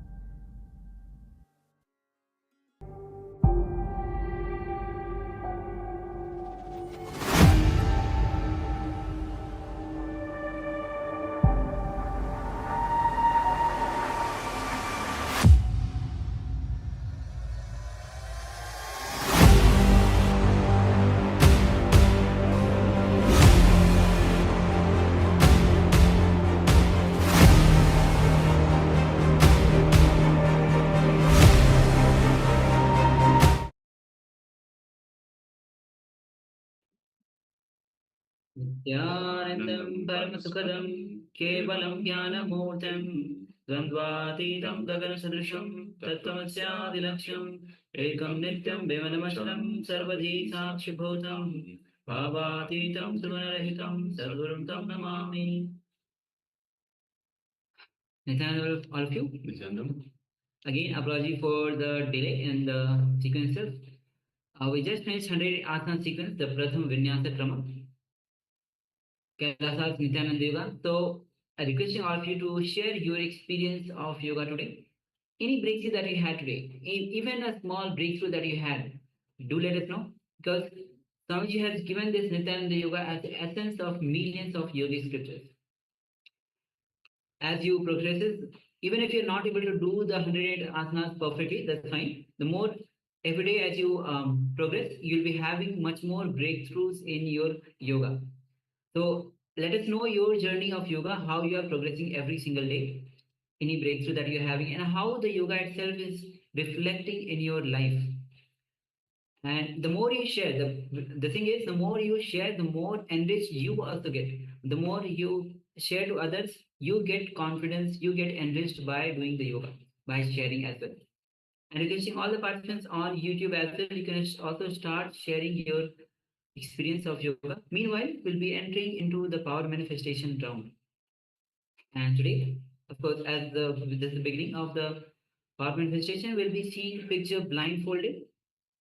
So let's begin with the, meanwhile, as we begin with the Sas Pramana, you can get ready with the power blindfold and cover your eyes with the blindfold. Or if you don't have the blindfold, you can use the piece of cloth to cover your eyes. Meanwhile, we're requesting Ma Amrita Vandani, Ma Nada Yogini, Ma Kali Wang, Ma Anupama, Wang Shi Ben, and also with the name iPad. Please be available, switch on your cameras and be available in the cameras. All right. So let's enter into the Sas Pramana for manifesting the power of third eye.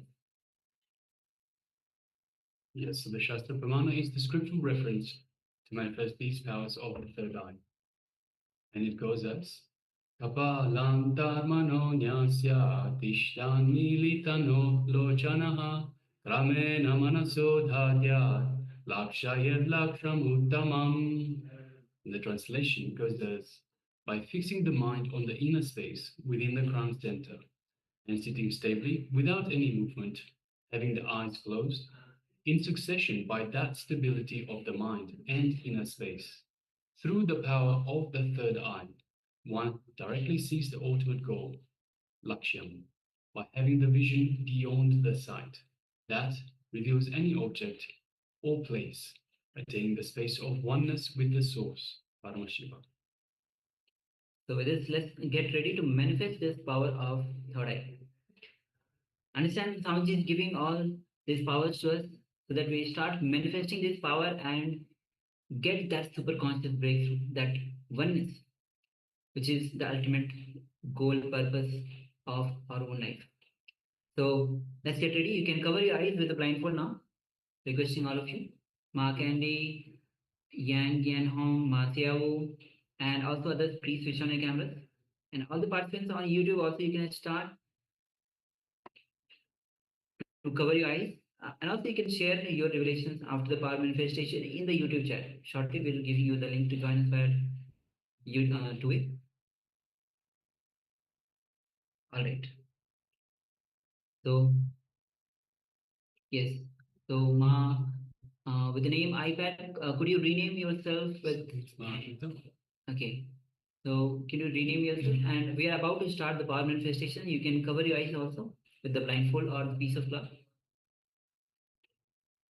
So, as you sit with your head, neck, spine, and straight line, visualize Swamiji in your inner space. Any form, any sweetest form that you have very close to your heart of Swamiji. Remember that form in your inner space. Feel his energy overflowing throughout your whole system, filling your entire trillions of cells, getting energized with Swamiji's energy. And every cell, every pore of your body is getting energized with Swamiji's energy. Feel his infinite love, his grace and compassion overflowing through you.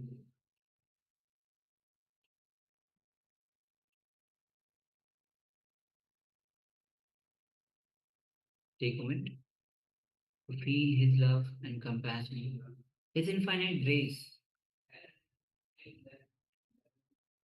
overflowing through you. Now gently bring your awareness to your third eye. the Angya Chakra, the seat of willpower. As you, through your third eye, start to gaze at Swamiji's third eye, to awaken your third eye, to awaken your Kundalini Shakti. Drop all your self-doubts, self-hatred, self-denial, with deep gratitude and surrender to Swamiji. Go on unclutching. Unclutch from all the identities that you carry, whether it is the identity of your gender, your professional identity, even the identity of the age, the identity of the concept of time. Go on unclutching. If there is thought to open your eyes, just unclutch. If there is thought to get up from your place, just unclutch. If there is a thought that you want to attend something urgently, just unclutch. Go on unclutching. From that unclutched space, now let's start chanting the Mahavakya. Om Nityananda Paramashivoham. Om Nityananda Paramashivoham. Om Nityananda Paramashivoham. Now, let's manifest this power. The image is now being projected on your screen. Let's begin this manifestation. Om Nityananda Paramashivoham. Om Nityananda Paramashivoham. Om Nityananda Paramashivoham. Om Nityananda Paramashivoham. Om Nityananda Paramashivoham. Om Nityananda Paramashivoham. Om Nityananda Paramashivoham. Om Nityananda Paramashivoham. Om Nityananda Paramashivoham. Om Nityananda Paramashivoham. Om Nityananda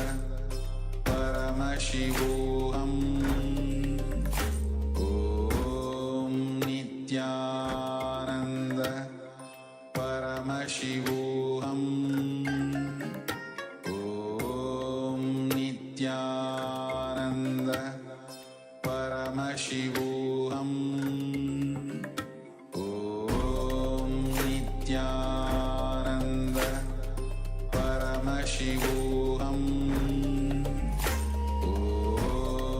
Nityananda Paramashivoham.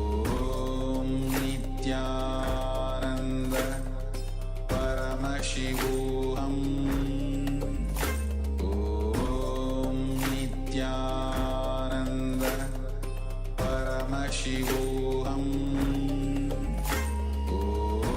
Om Nityananda Paramashivoham. Om Nityananda Paramashivoham. Om Nityananda Paramashivoham. Om Nityananda Paramashivoham. Om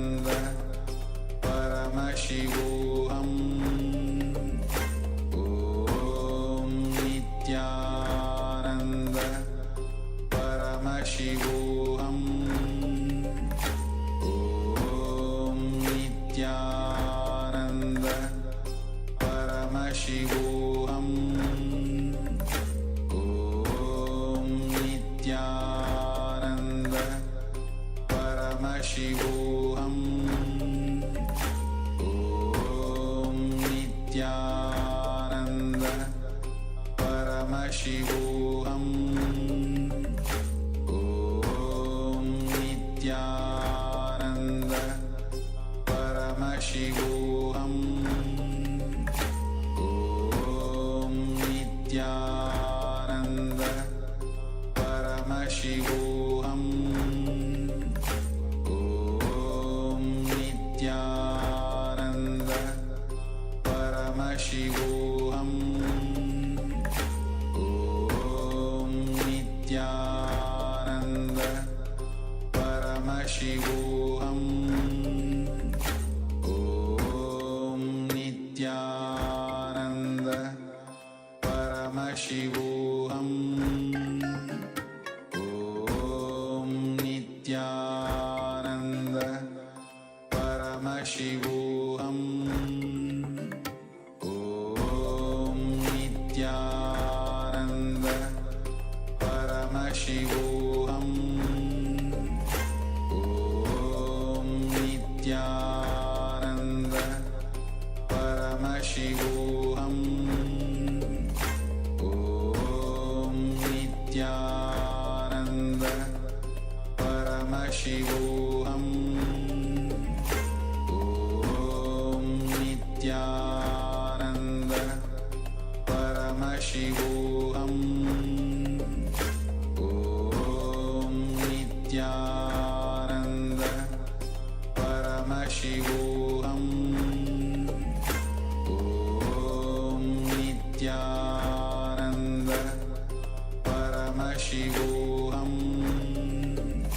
Om Nityananda Paramashivoham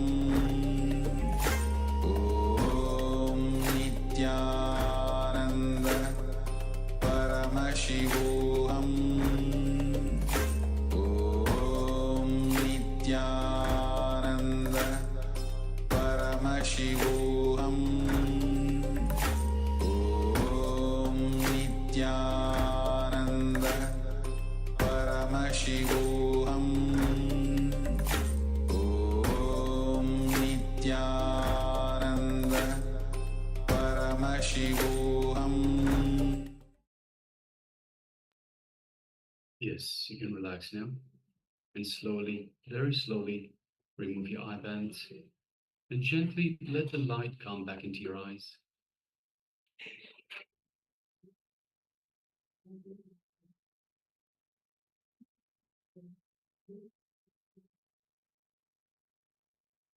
Yes, requesting participants to now remove their eye bands and take a moment and share with us what was revealed to you in your third eye.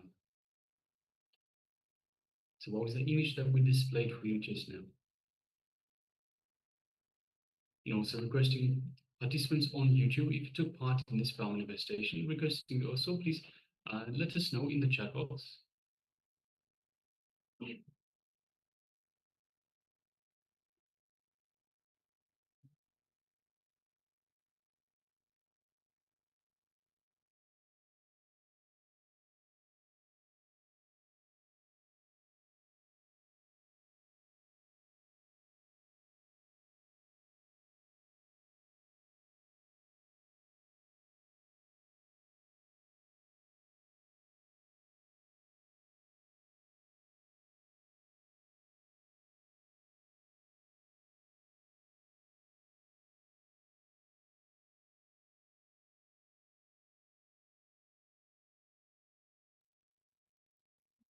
Yes, so just take a moment and let us know in the chat box.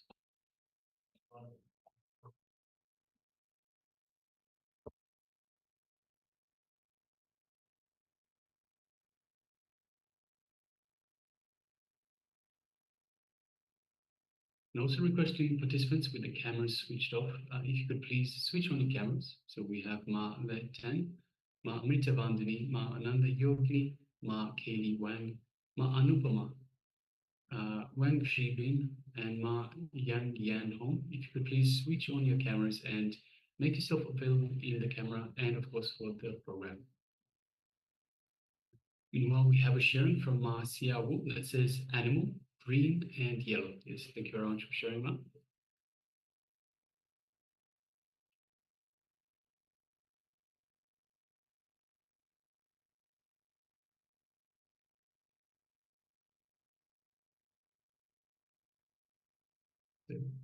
We'll wait just a little bit longer for everyone to have a chance to share. Yes. Yes, we have Ma Yang Yan Hong who says, I saw white snow and black withered tree branches, a standing image of Master. Thank you for sharing. Thank you for sharing that.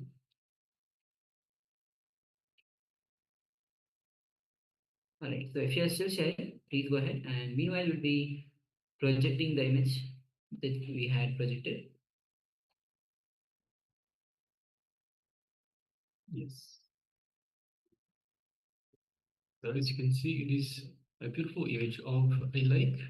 You can see some people on a boat about to go into a cave that is formed just at the edge of the lake.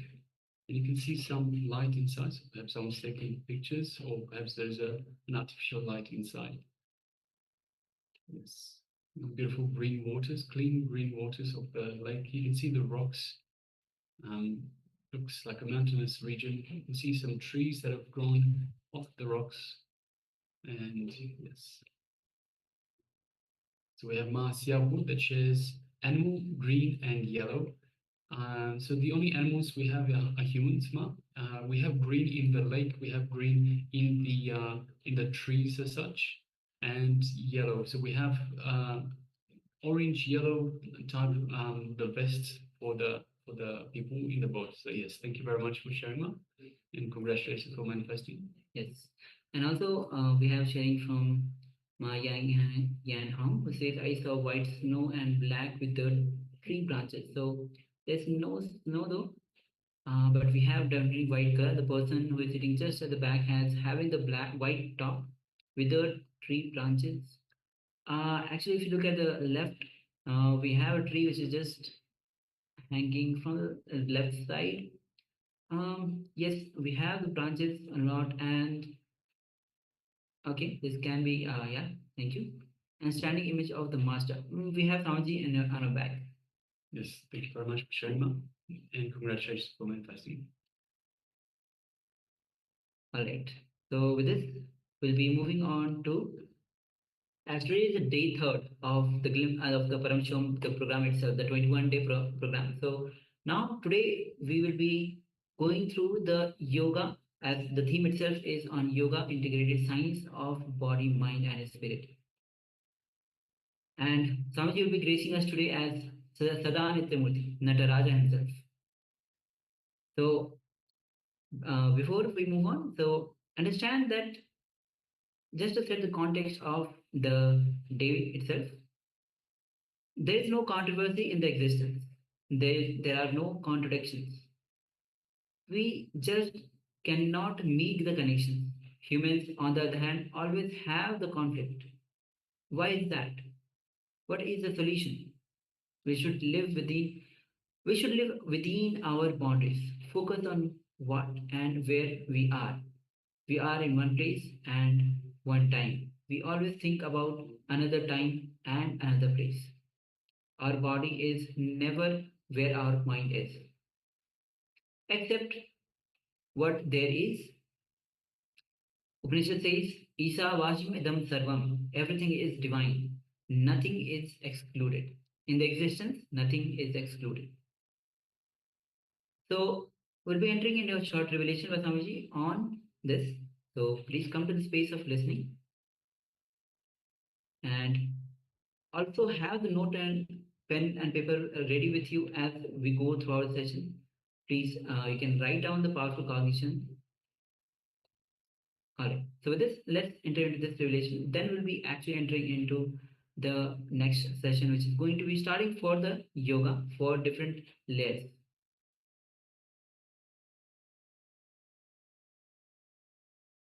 One more thing. Now the scientists are saying constantly our body is getting updated. Our body is healing itself.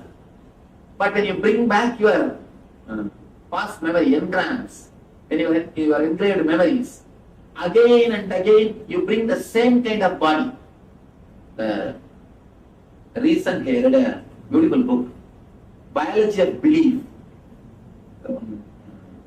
Great doctor and a research scholar. He says, in the biology we believe that DNA or cells, only they manage our system. But he says after 30 years of research, not only DNA and cells are not managing your body, your belief system guides the DNA and cells. Whatever you believe, whatever you think you are, only that guides your DNA and cells. And moreover, he says that structure does not monitor the function. Function monitors the structure. It's an important. Structure does not monitor the function. Function monitors the structure. It's a very surprising or amazing breakthrough. But he's able to prove structure does not monitor the function. Only function monitors the structure. He says, whatever you believe, your belief system only designs your whole structure. Even your body can be healed when you are out of these engrams. You can heal your body if you can come out of these engrams. For example, the young age, if your mother has taught you, don't go in the rain. If you go in the rain, you will have cough, you will have cold. If that becomes engraved memory in you, even if you see a rain through window, you will start sneezing. You don't have to feel the rain, experience rain. Just see the rain through window, you will start sneezing. The engraved memories are so deep, it disturbs even your physical health. Coming out of engrams, liberating yourself from the engrams, even can heal you. It can even heal you physically. Very intelligent research. Very intelligent research. 30 years of research. He reveals with the scientific facts, he proves even your DNA system can be altered. Understand? He goes to the extreme of saying your DNA system can be altered by your thought. He says, don't think you are living as per your body. Your body changes as per your living. Completely shifts the understanding. Shifts the understanding. He goes to the extreme of proving some of the major things like if a child is adopted by somebody else in the young age, neither the parents nor the kids should know that they are not physically connected. It's like change the kids in the hospital. You will be surprised. Kids get the disease of adopted parents. The genetical disorders are adopted parents, not the physical parents, actual parents. Then what do you mean by the genetical disorder or hereditary diseases? It's nothing but mind. Nothing but mind. I was really surprised, shocked to see his report. He has done a thorough research, 30 years of research. Every point, what Patanjali says, what I am talking now, is proved scientifically. Now all we need to do, reduce the depth of engrams in etheric layer.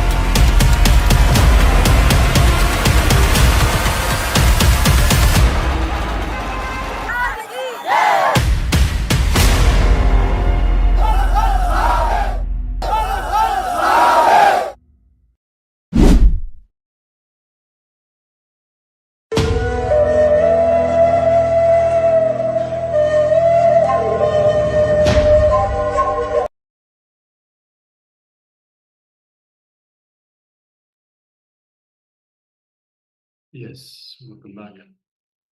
So after that opening segment, we are going to move straight into the next segment, the powerful revelations by the Supreme Pontiff of Hinduism on yoga for the body. So request all participants, please come to the space of listening, sit with your head, neck, and spine in a straight line, and let us hear from the Supreme Pontiff of Hinduism on this very subject.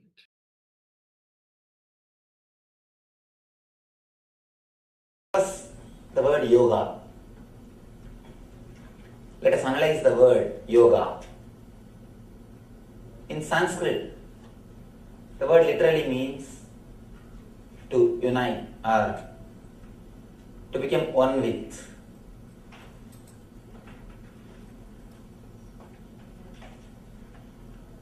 Again and again, all the Eastern mystics, they declare, you are energy. The body is not just a biomechanism as we think. Body is the expression of energy. In the Eastern system, we call it Annamaya Kosha, means the sheath covering the energy. It is not just biomechanism as we think. It is the expression of energy. It is the outer shell of energy. Again and again, mystics declare, body is the expression of energy. You are energy. You are Atman. Whatever word we may use, you are something more than what you think you are. You are something more than what you think you are.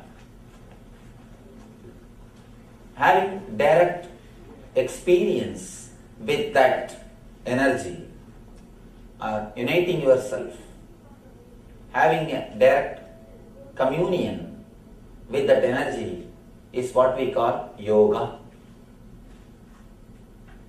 Of course, meditation is a technique to achieve yoga. The word yoga should be understood much deeply. It is not just something to do with body. It is something to do with body also, but it is not just something to do with body. Moving the body and doing some asanas helps, but it is not the end. Meditation is a technique to reach the state of yoga. Yoga is a state which can be achieved through meditation. Of course, the word meditation and the medicine both come from the same root. Both are healing powers. Medicine heals the body, meditation heals your being. Both are healing powers. In the next word, healing. The healing also, healing and the word whole, both are same root. When I use the word healing, I mean being complete, achieving your wholeness, reaching the complete fulfillment, what mystics declare as realization, self-realization. Of course, too big word, but it is much easier than we think. Somehow, traditionally, we are made to believe it is too difficult, but it is not. We will analyze about it a little later. Now we will touch the first body part. I want to make few statements, few concepts. Then we will analyze it with questions. First thing,